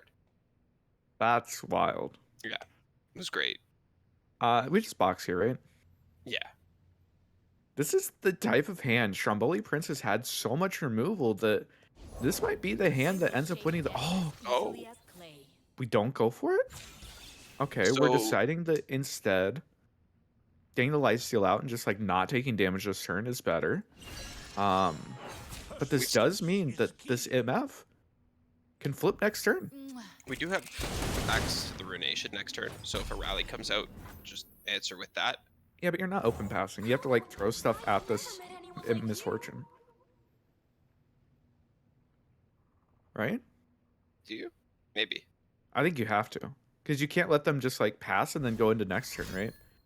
Because if okay, so if you want to play Ruination, you like have to open pass, right? Yeah. And if You they do. pass back on you and then open attack with the scout thing, then like you have to ruinate after that. Or Yeah, just like throw a bunch of stuff on the stack against this misfortune, and you're just getting blown the fuck out by a ranged assault. It's just not a viable line. You're correct. The first action from Stromboli Prince has to be just going in for the MF, right? Just Yeah. straight up fire off your darkness, fire off a group You kind shot. of have to. You have to be pressuring it, because if you're not pressuring it, the Sharp sharp set, sight. and the rally's gonna come through here. We're tapped out of the Ruination at this point. The rally comes through. The darkness is gonna. This is a flipped MF. Yeah, there's. Darkness is still. Do you have to rally on the? It's a 2/4? 2. Yeah, darkness is at 2 damage. So if we swing with the catalyzer, then darkness goes up to 3 damage. Yeah. But the sharp sight gets you through. Oh, group shot. It Oh, would but you have to give up your 3/2 to do it. You would have to cast the group shot now. You group shot pre-combat to play around sharp sight? No way. That's not a real line. Okay, maybe you group shot on the stack though. Yeah. Right? You throw your 3/2 in front of the 2/4. You group shot on the stack, and then you darkness. That's a real line. That seems like a good line. Yeah, that's fine. This one though, this one does not seem good. This is just accepting that you have a flipped MF that you have to deal with Oh. if they have any buff spell. And you just have to throw the stuff out, right? You just have to throw them out. Oh, Wow. this is so bad. Just when I was ready to say it was over for Card Gamer, he shows us he is a gamer indeed, because he drew the card he needed exactly when he needed it. Yeah, it feels like he was in the right position to lose. It felt like Stromboli Prince could have just taken it down. This was the hand he dealt with the first MF. He had the answers to deal with the second one. Got a little bit scared though. Decided to play down the Ashtali for the lifesteal last turn instead of killing the misfortune. And now you're staring down a flipped misfortune, showing 9 damage right here, just coming through over the top. And this isn't even it. You're just gonna rally. You literally Second just rally, rally. you get no healing off the 6 dolly. Oh my god. It's just game over. It's doomed. It's doomed. Hard Gamer taking us to game number 5. Love to Or see it. is that 5? Yeah, like it's tied now, right? Tied Yep. 2-2. Yep. Let's go. Let's go. Hard Gamer. Card Gamer did it. So he's going up against Jansports next. This'll be good. Jansports is back on an Ari Kennen lineup. So Card It's Gamer. not Ari Kennen. It No, is it's Ari not. Lulu. Oh, it's Ari Lulu. Yeah, so slightly different, but still it feels like the type of thing that Card Gamer was trying to beat, right? Yeah.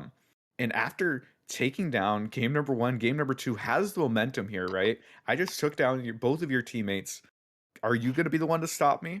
And Jansports kind of has to be the one right here. Is Card Gamer going to be the third member on TLS to complete a 3-0? Or are they going to drop right here? Stay tuned. We'll be back in just a couple minutes with that one. Can't wait to see it.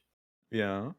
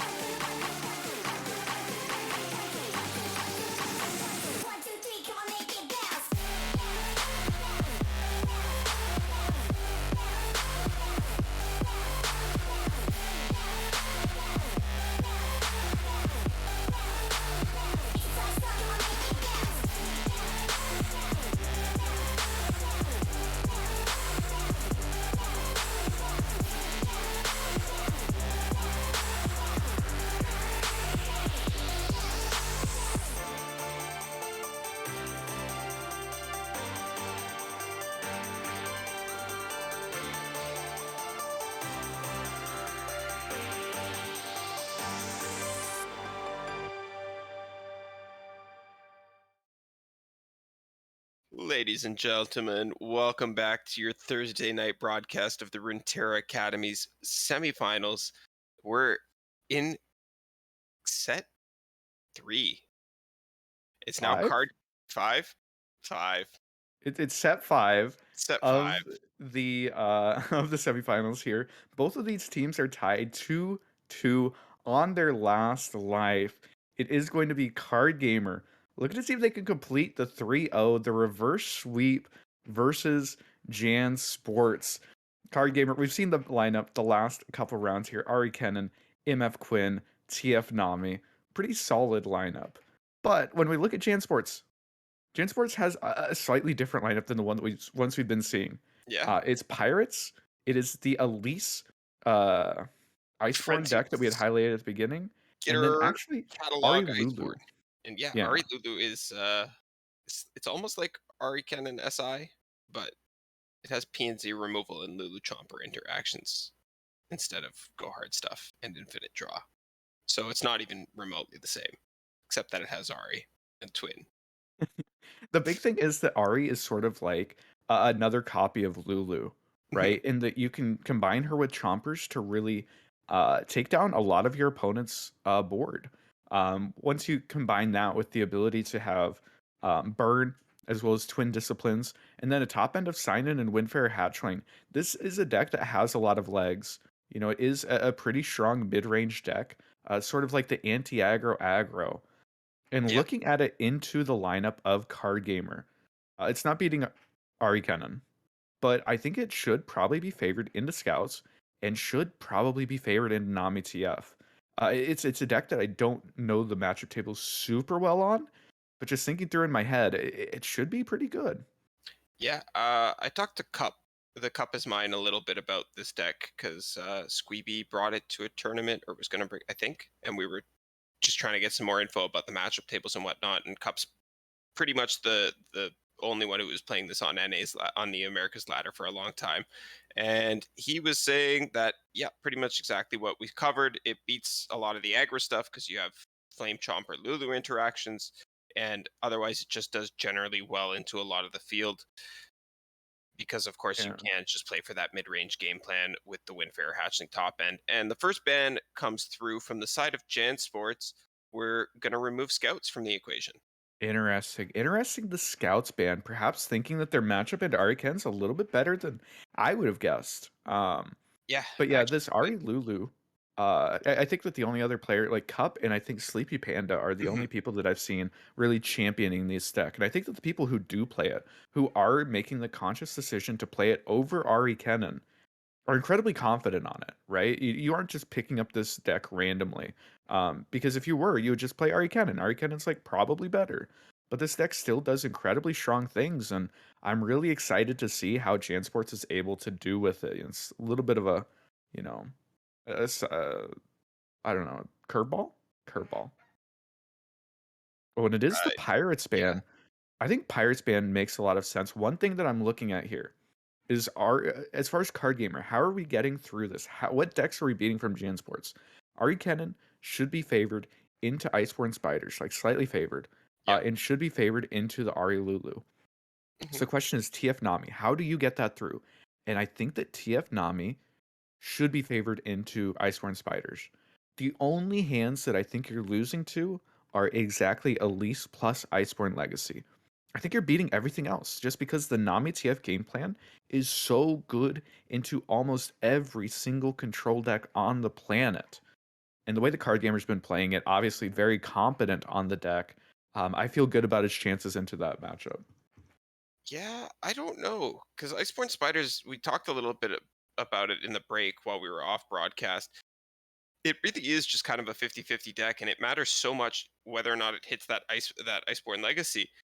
If they can find the Iceborne Legacy, then the game's just kind of closed out, and Nami TF doesn't even stand a chance. I don't know about doesn't stand a chance. They could still high roll. Like there are Yeah, still Nami TF hands where you OTK your opponent with purely elusives on turn 5, right? yeah, of course. Um, But but they're definitely if you do draw the Iceborne Legacy plus like some sort of Spiderling generator, the matchup definitely becomes a lot worse for Nami TF. That's for certain. That is for certain. Um, but yeah, it'll be really interesting to see how it ends up going down here. God, what do you think? If you're making predictions right now, does Card Gamer make the full reverse sweep? Yeah, he does. I He want to give it. does? I want him to do it. I want it to happen. I honestly Ooh. don't. I think these matchups are closer than you think. I think this is pretty coin flippy either way, and we don't have to think about it anymore because we're gonna get to see it play out right in front of us. We do have Card Gamer opening up with the Ari cannon into that Iceborne Spiders list. We see the Skitter attack show up immediately. We see the Iceborne Legacy off the top, and we have lots of draw to help us find some of those spiders. Yeah, the Iceborne Legacy, of course. The card that you want to be seeing if you're a fan of Stromboli and the Elise off the top. Elise plus Iceborne Game. Legacy.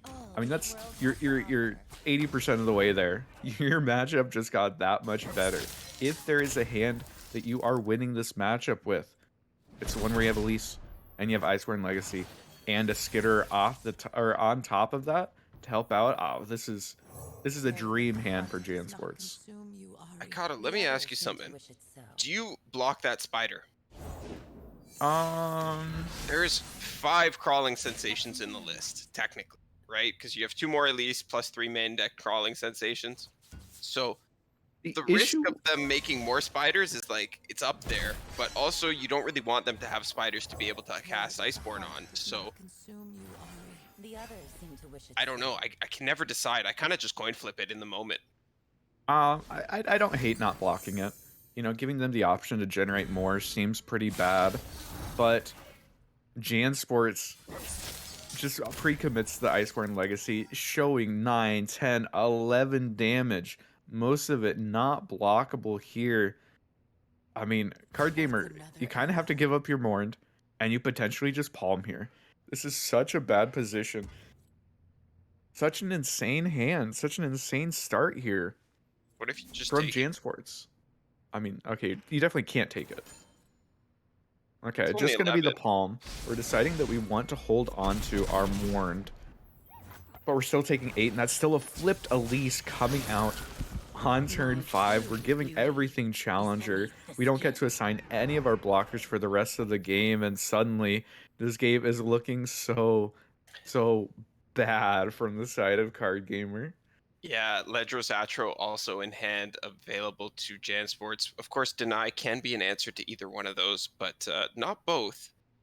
So if this game Yeah. somehow makes it to turn 9, it is just going to be closed out for Jan Sports. True. If it somehow makes it to turn 9 and turn 10, I don't think we're making it that far, though, because the thing is that Jan Sports has everything that they need. They have such an aggressive opening, and Stromboli Gaming, I mean, they've been counted out at every single point across this entire season. And right now, poised to take down, you know, this matchup. Oh, we actually see Oh. the sacrifice, not willing to play the twin out and get blown out by like a freeze. I panicked for a second, but we have secondary. Yeah, we have second Ari, so it's like it's fine. It's fine. I like Fine. It's It's- fine. It's about as good as the play can get, anyways. Basically fine. Yeah. I say as we're staring down 10 damage, lethal damage, with the atrocity to beat the palm. I mean, it doesn't quite work out that way, but this is a lot of damage here. I don't know that I would pull. If you don't pull, you probably shouldn't pull. I don't hate not pulling. But the thing is, if you're Card Gamer, you're never allowed to tap low deny for the rest of the game. True. Literally for the rest of the game. This is such a bad position, and Jansports being able to take down the Ari means that you aren't dying to anything now either. I think that pulling just to kill the Ari is probably fine. Yeah, you're not in any rush to actually finish Just this go game. hard. Like you said, we already have, like we brought up earlier, Ledros is in hand, Atro's in hand. Here's my question. Does this go hard bait us into tapping below deny and losing to Atro? I think we have to. Yeah, I think you just have to make the call that we're losing to Atro here. No. And Jansports taking the quick 1-0, drawing incredibly well with the Elite Spiders, and that is game number 1 going to Jansports. Card Gamer has to sweep The last deck has to sweep the Ari Lulu, the deck that we had talked about them obviously being very comfortable. Jansports are obviously being very comfortable if they brought it on that Yeah. deck, and Card Gamer has to take it down. We've seen Card Gamer run it back from this spot already. Seen him do it twice now, actually, I think. I believe he dropped game one in both sets so far. I could be I misremembering. couldn't remember from the first set, but he definitely did in the second set, right? So Um, I'm not counting him out yet. The man's got the gumption. He can come back. uh, yeah, he can run hot. definitely not out, right? And these are definitely winnable matchups. But at the same time, for Stromboli to come in, they picked up the first two games. They dropped a couple, but this time in the last set, they take the first game, just one more win away from stamping their trip to the finals. Nami TF coming Nami out. TF versus Ari Lulu. And these are some champions. Two They are. champions on the side of Card Gamer, but the Mystic Shot in hand from Jansports means that this TF's not flipping on turn 5, No. right?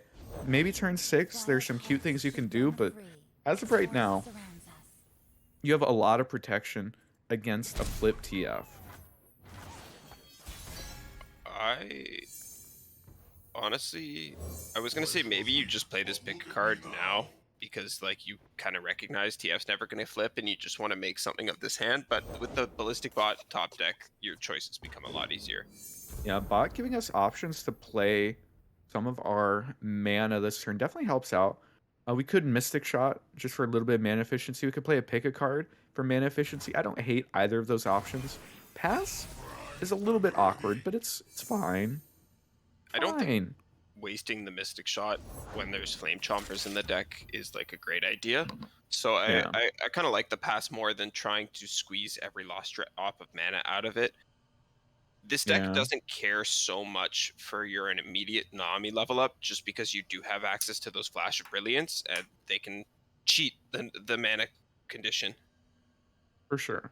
Definitely, definitely the case. And here's a little bit of an awkward situation. The Chomper's coming out. I just think it's kind of cool that Ari can like bounce Zonite, and Zonite just like turns into another draw spell. That's like really cool actually. So this, We do see the red card come out. Red card means that our Mystic Shot is threatening Ari. It's threatening the Chompers. But we are kind of giving up our TF into like a twin or something, right? yeah, And weirdly enough, there might be a twin in hand from the side of Jansports. just what? I see two. Maybe you should get your eyes checked. One or two, or I mean it is two, but it's gonna be the defensive twin coming out to protect the Ari, and that TF does end up going down. We see the recall on the Chompers. I'm looking at this hand from Jansports, and it was a pretty good hand, but now it's not doing much until Yeah. we get the sign and down. I'm not familiar enough with this deck to know if this is like a typical hand or not. But the Zonai Urchin off the top is actually just so good. Actually so good. Yeah, it is insane because we did get that Flame Chomper sent back to hand last turn. So we're basically in the exact same spot we were in a turn ago. Nothing has changed except we lost a TF and they lost a Zonite Urchin and a twin. And do we And just red card second time? I guess not. Yeah, the sign-in can come down here, and it's just going to buff up the entire board. And this is really a lot of where the power is on these board buffs. And just the amount of value that you can get with this deck. You just continually draw so many cards. This is it draws at least as much as the Ari Kennen deck. Weirdly enough, right? Yeah, it and Ari does. Kennen known for just drawing so many cards. It's one of the few decks that can actually keep up in resources with Ari Kennen. And we do see 6 damage. 6 damage being shown here puts him down to 8. That means that Twin shows lethal. Card Gamer doesn't have a way of knowing that, they have like lethal right now if you don't full block, but it's definitely a worry. It's definitely a consideration. It's definitely a chance for Jansports to just win the game right here. How does Card Gamer want to block? Do they give up the Poro? Do they save it and try and show lethal next turn? It's such a hard position to be in. It's such a hard call to make, but if he doesn't block, he could just lose the game. So if you give up the Poro, you can still put down your Burblefish this turn, Yeah. And which I is think we have to give up the Poro. If we don't give up the Poro, oh, this is such a rough position to be in. Do you play not to lose? Do you play to win? And Card Gamer making the call to play to win. Jansports doesn't commit the twin though. It feels like, oh, that's there could such be a. Mystic shots. There could be. I guess you just put it on It the takes Ari. literally double Mystic Shot. Yeah, I think and you we've go already for it. seen one. Yeah, I think I you think you also. just twin there. Yeah, you have Oh my Notify in god. hand. Yeah, but you can't. I think cancel what it both. is, I think in a position like this, you don't want to give up your shot, right? You don't want to throw in a high pressure game like this, right? Mhm.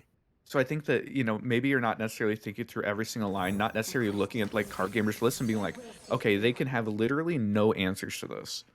But either way, Card Gamer gets to pick a card off, is going to play out the Nami. Nami not flipped yet. Do we see the Get Excited thrown out here? It gets blown out of the water by Flash of Brilliance, but I think you could make a read on no Flash. Otherwise, this Nami Yeah. would have came down a lot earlier. Oh, and it's Get actually on the thrown at the Poro. I like it. Okay. I mean, you're deciding that you're just like, you don't want to lose to the elusive, and Card Gamer just decided to not give up the Poro, right? So obviously, that's telling you that there aren't a lot of elusives in their hand, right? Why get excited over Mystic Shot there? So you could discard the Chompers, I guess?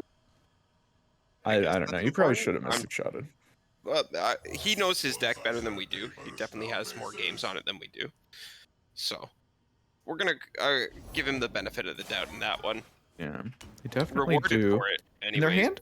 hand is still pretty good here. They have the Chompers. They have so much board pressure here that it's really going to be difficult for Card Gamer to beat through this and get to the point where they're fine with this board state. This is going to be... I mean, we could, like, blue card here just to draw a card. I think you have to. Blue card, pick a card, Burblefish.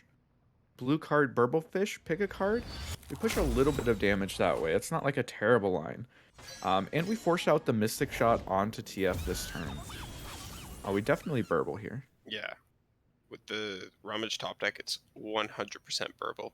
Because if we burble first, we give Jansports the chance to misplay. Because if Jansport shoots your Burblefish, then you can just flip TF. True. We'll see what they decide to do. The correct call from Jansports here is to just pass. Just pass. You're not worried about this TF yet. Right now... Oh, they tapped out! Oh, tapped out. Oh! That opens up the door. That gives Really? Card Gamer the chance to just flip TF. If you pick a card's right here... Oh, no, you have to hold on to that.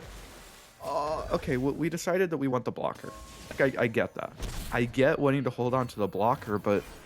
The burst speed blocker, but we could have just flipped TF. Still might be able to. Oh my god.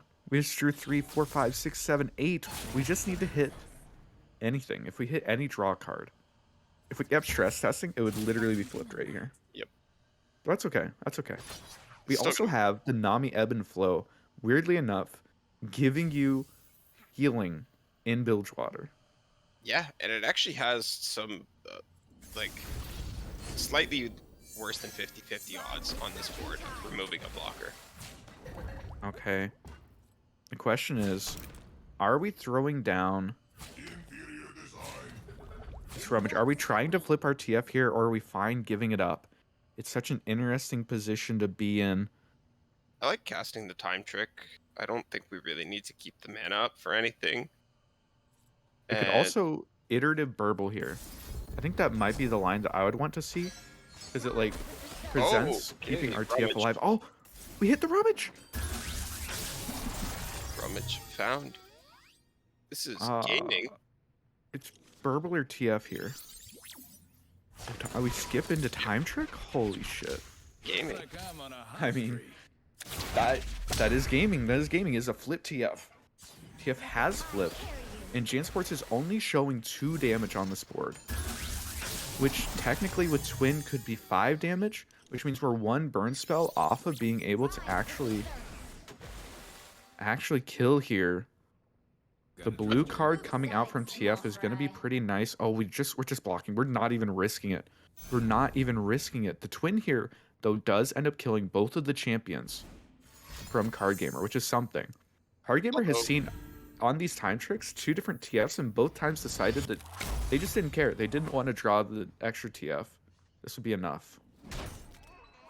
Is that pick a card not another TF? I guess it's not. It's not No, shiny. it's a real pick a card. We do have another Nami though. We have another Nami, but no elusives right now. And As of right now, no elusives, nothing that's actually getting through with our damage. Zonet's an interesting draw. We could also go for Archivist. Right now we need to just not die. Oh, but the burn spell off the top from TF. Jansports. Okay.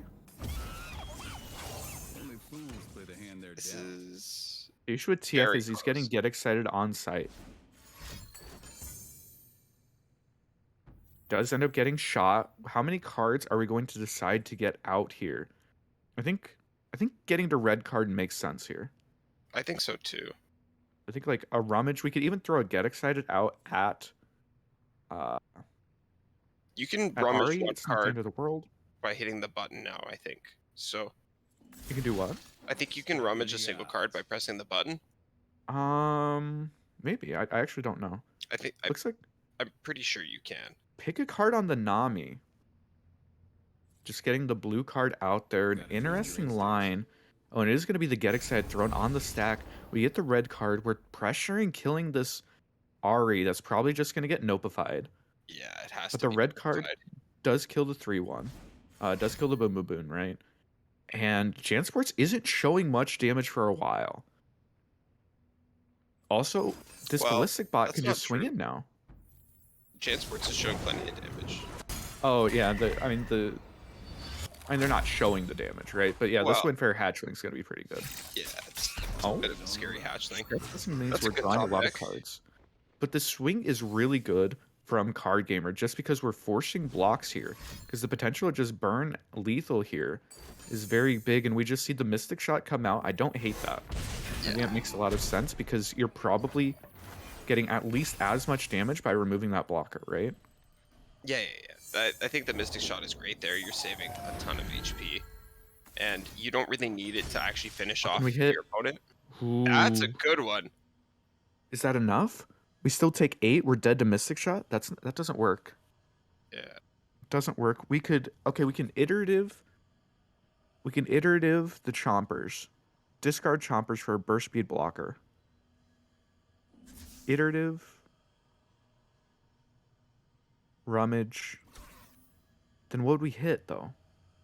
I guess we're technically alive there, right? In that line, we're technically alive. Technically alive is the worst kind of alive because you That's know the you're best kind bleeding of out. alive. You know you're bleeding out and you're gonna die. No, it is the best kind of alive. Technically alive.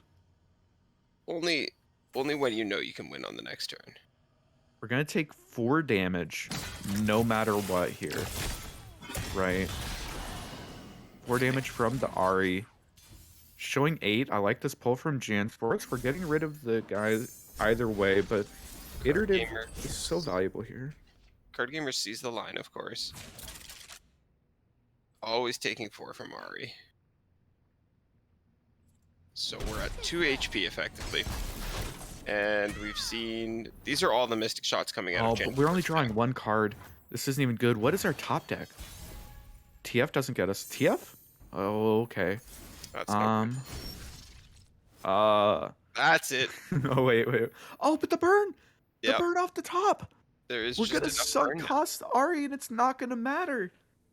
Jansports, Stromboli. Oh, we didn't even sunk cost. Oh no. Card Gamer. Moj. Smoge. I wanted to Moj. see the sunk cost animation. I don't think I've ever actually seen it. Oh my god. From nobody believing in Stromboli, Stromboli fought back in the hardest group, ends up getting second to the Lee Simps. They get through round number 1 of the playoffs, round number 2, and now against the Lee Simps, potentially one of the strongest teams left. Stromboli has prevailed through bad matchups. I think that both of us talked about them having bad just card for card matchups, but just didn't matter. They were able to climb through, and now, I mean, in a 5-game set, an incredibly close set, they're able to come out on top here. Wow. Wild. I was really hoping Card Gamer was going to be able to sweep back and take it home for them for the Lee Simps, but Yeah. Stromboli proving to us that we really do have to stop counting them as the underdogs because they're not. At this point, they're here to take the prize. Yeah, no, they've fought through everything. They've fought through, some of the best players in the North American region on some of these teams, right? But not just that, even those, they're like, okay, well, they had really good matchups. They did a really good job of scouting. They brought really good decks. So I mean, of course they would do that, of course. Um, but then they come through and even in unfavored matchups, still able to come out on top, just so huge here from Stromboli. I mean, Yeah. I've said it before. There's a clip of me doing like power rankings on like day one of this, and I said, okay, I'm looking at group two, and like who the fuck is like Stromboli gonna beat in this group, right? Like this is such a hard group. But I mean Stromboli obviously showing that they can beat anyone at this point, right? This is a serious team that's here actually for the prize. Oh wow, what a showing. Yeah, I am so glad that they have made their splash on the scene. I'm so glad. I was so happy when they first picked you guys. I know it didn't matter, but it was so funny to me They did. that They didn't change shit. it No, no, you're giving them too much credit. Come on. they're giving them too much credit. That was a Chad move. They high rolled us. Come on, They they high high rolled rolled us. you. Yeah, yeah, that's okay. Yeah, Maybe yeah, next yeah, time yeah. high rolled us too. It's always a high roll No, when you maybe lose. next time's cracked. He'd beat fucking anyone. I But miss the old no. Icado, the Lurkin Monty's Chad Icado. Yeah, imagine. Yeah, Imagine. imagine. The before topping a seasonal Icado. Now big ego Icado. Smooth. Yeah. Yeah. Mm. But It yeah, should be just a minute. We're getting an interview in here that was a with the phenomenal Stromboli guys. series. I can't wait to ask these guys some questions. Yeah, no, I don't think you could ask for any more, right? We had so many incredibly close sets going to 5 games. Card Gamer had not played a single set this entire playoffs, but able to come through, wins game number one, wins game number two, gets us to that deciding game number three, game five of the series. And Gen Sports said, nah, I got you. I got you. Stromboli in the finals against beautiful gamers. What Wow. a matchup that'll be. I wonder what kind of stuff we're gonna see. Finals after patch day? So technically, It it is, is like right? scheduled for like next Thursday, which is after Yeah. patch. Oh, I I don't know how much I can leak. I don't know. I don't know how they're going to handle it. They had talked about potentially pushing it off 1 week later oh, or doing it before patch. I think no. either one would be really interesting, but we have no way of knowing. I say do it day after patch. Just do Definitely it. not. That seems like Just the do it. worst way to go. No, that's the best way to do it. That'll ensure the But spiciest decks and the best matchups. But it that's looks to me like we yeah, have Jansports joining us. Welcome, Jansports. Congratulations on your win. Thank you very much, Ikato. yeah.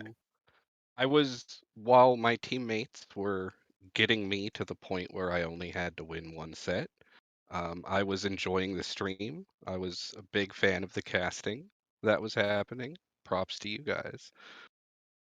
Thank you so much. Thank you very much. Yeah, and congrats on your win. I kind of beat me to it. But how does it feel to beat the Lee Simpsons such a close series and make it to the finals?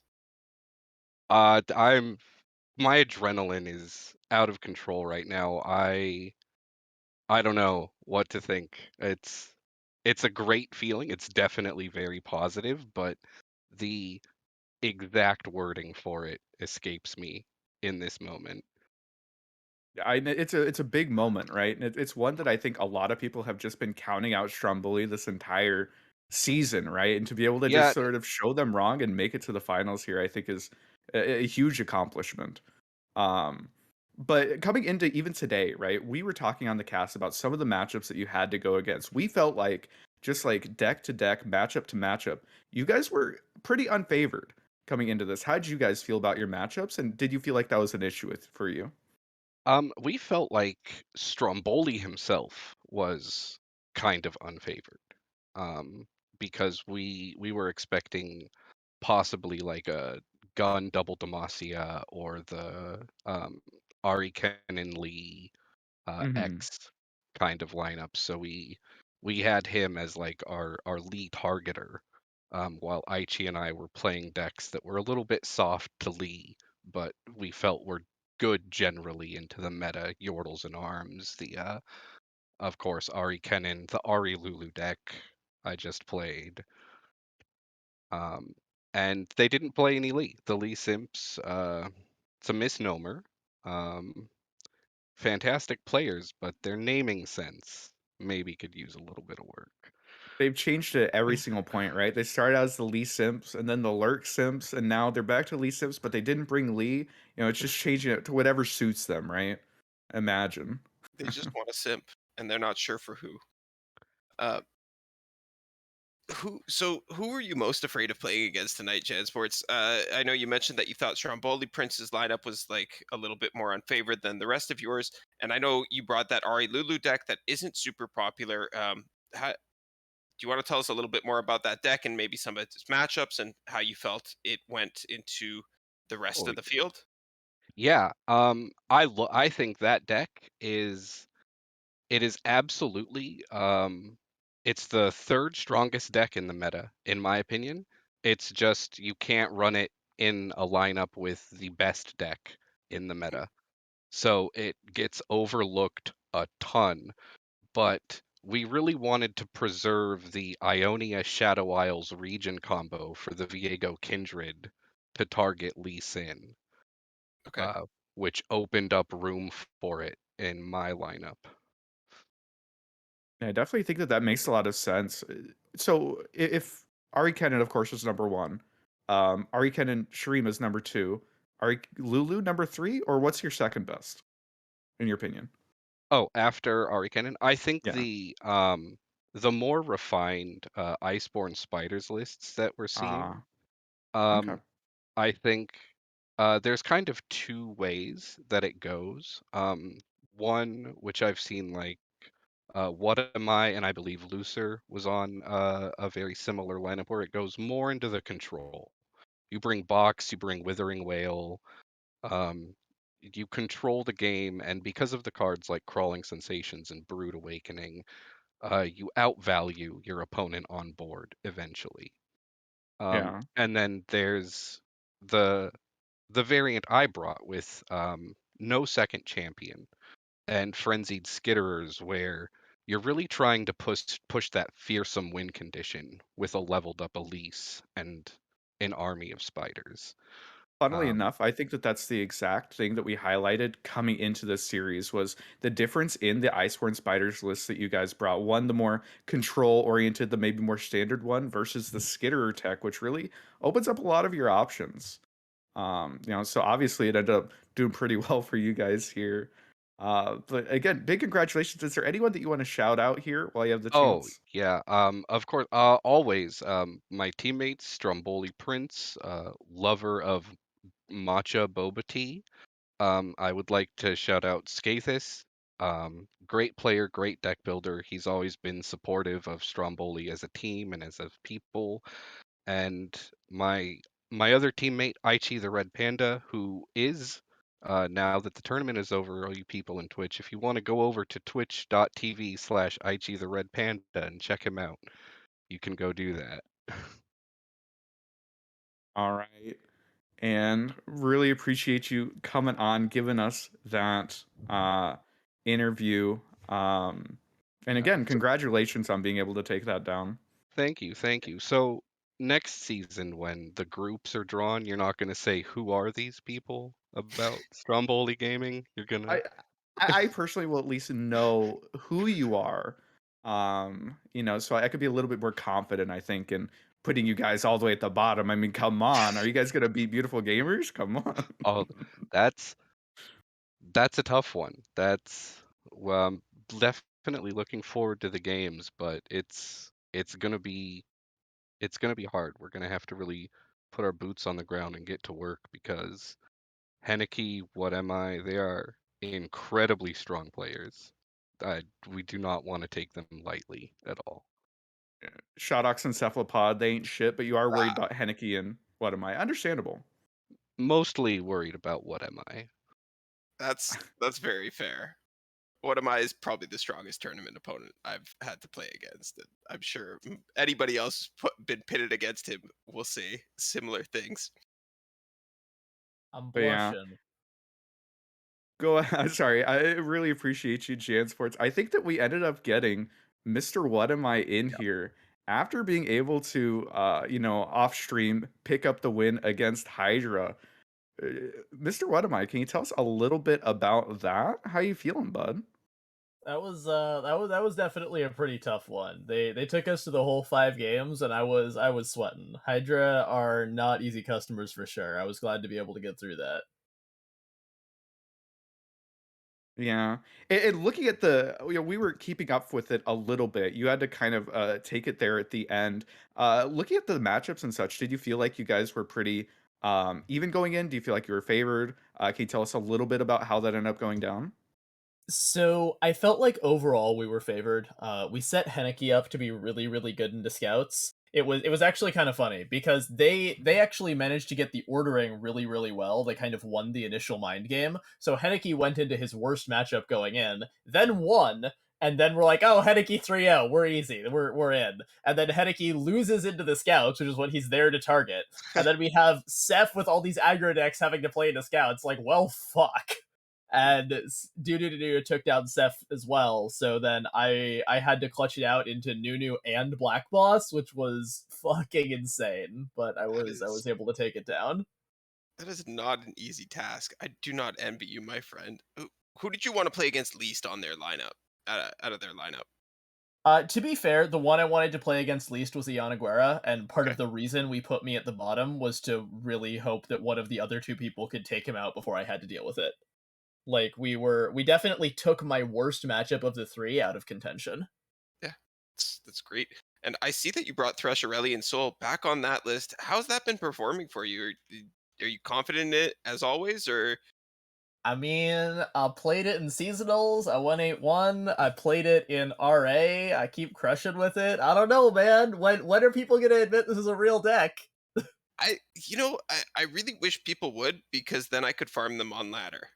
Oh no. Wow, the Oh call no. out. No, see, you're just built different. Wow. You're just built different. You can find success on it. That's okay. I can find success on my wacky decks too. I Kato plays his silly Shellfolk decks. We all have our thing. You know, Oh. no, Since but you got to seriously, that Soul deck has been around for quite a while now, and while it has had little pocket metas where it's been super powerful, I think the only person that's put up consistent results on it is you. So it's truly amazing to see it continually being a powerhouse deck in your hands. I Yeah. mean, I'm not gonna lie, the deck's really hard to play, and I feel like I'm the only one who trusted enough to have put the reps in with it. Like, it's not like I'm playing it in some magical way, it's just that nobody else practices this nonsense. You don't have to front. We know that you just have magic hands. So you're just a little bit smarter than everyone else. We know, we know. I, Uh, but so with being able to finish out your series a little bit earlier than this one, I don't know if you're able to catch the end of this series. Stromboli, as your opponents, is there any thoughts going into next week? Do you is there anyone that you're worried about playing against? What's your plan going in? I'm not gonna say that there's any particular person that I'm worried about playing against, because that's kind of like against my philosophy as a gamer. Like, whoever shows up, I care about the cards, not the player, right? I'm gonna play against the deck. But as far as, what I'm worried about going into Stromboli, they have some hot takes with decks that seem to keep working. So predicting what the fuck they're gonna do is gonna be real hard. Yeah. I mean, we were saying it all broadcast that we thought they were unfavored, and then Jan Sports comes in here and says, "Yeah, only Stromboli was unfavored," and we're like, "Oh, okay. I Yeah. guess you're right. You just showed us. How can we argue with what happened in front of our face?" They Yeah. get some pretty solid builds. You guys have played against them, right? Obviously, you, the Lee Simps, and Stromboli were all in the same group. Um, how did can you tell us, like, were you even into them during like the group stage? And do you feel like you're able to draw on any of that, or is it just completely different? Because Stromboli has beat a lot of really good teams since then, right? I'm not gonna lie, I'm feeling like the Gandalf meme here. I have no memory of this place. I did not pay any attention to our record in the opening rounds other than did we win? Like, Yeah. I'm sorry I cannot No, answer I your feel it. question, No sir. worries. No worries. Well, going into next week, again, congratulations on making the finals. Are there any shout outs or anything that you want to make here? Yeah, I mean, I'll definitely shout out like the rest of the team. We're all pulling together. We make these lineups together, we talk through the bands. It is like 100% a team effort. And I'll also shout out my kind of like testing buddy who's not on the team. I will shout out Mr. MTux who also helps me with all my crazy shit. Yeah, it's a bummer that he couldn't help out the team that he was actually on a little bit more to make it a little bit further, but that's all right. All right, Jordan, I really appreciate you being able to come on and give us that interview. Good luck next week, uh, going into that one. Thanks for joining us, Mr. Jordan. All right, peace. All right, and keep tuned for that. I don't know if it's actually going to be played next week. I'm going to be honest with you. I don't make these decisions, but if you keep an eye on the Discord, I'm sure they'll let you know when exactly those games are going to be played. And yeah, Just let him appreciate you play casting next with week, me. guys. Well, Let him play next week. yeah, just let's see the Galio meta, right? Yeah, that's exactly what it'll be. Yeah, But definitely Galio meta, not anything else. yeah, Galio for sure. All right, well, Definitely not Nar. yeah, Right, definitely, never saves the best champion for last. literally never, No. literally never. Never. But yeah, appreciate you all tuning in. Keep an eye out, and we'll see when the next broadcast is. And thank you to the sponsors, Metafy. They do like coaching and stuff. You should check them out. Yeah. But yeah, anyway, appreciate you all. What am I? The guy that we just had? I'm pretty sure he coaches on Yeah, Metafy. he coaches on Metafy. So does Shodox, his teammate. And Uh, Black Boss, the guy he beat, I think also does. And yeah, there's a lot of really good Yeah. coaches on Metafy. You guys should definitely go check them out. Yeah. Anyway, we'll go ahead and call it here. From us to you, appreciate you watching. Have a good night. And we'll see you next week sometime. Good night, everybody.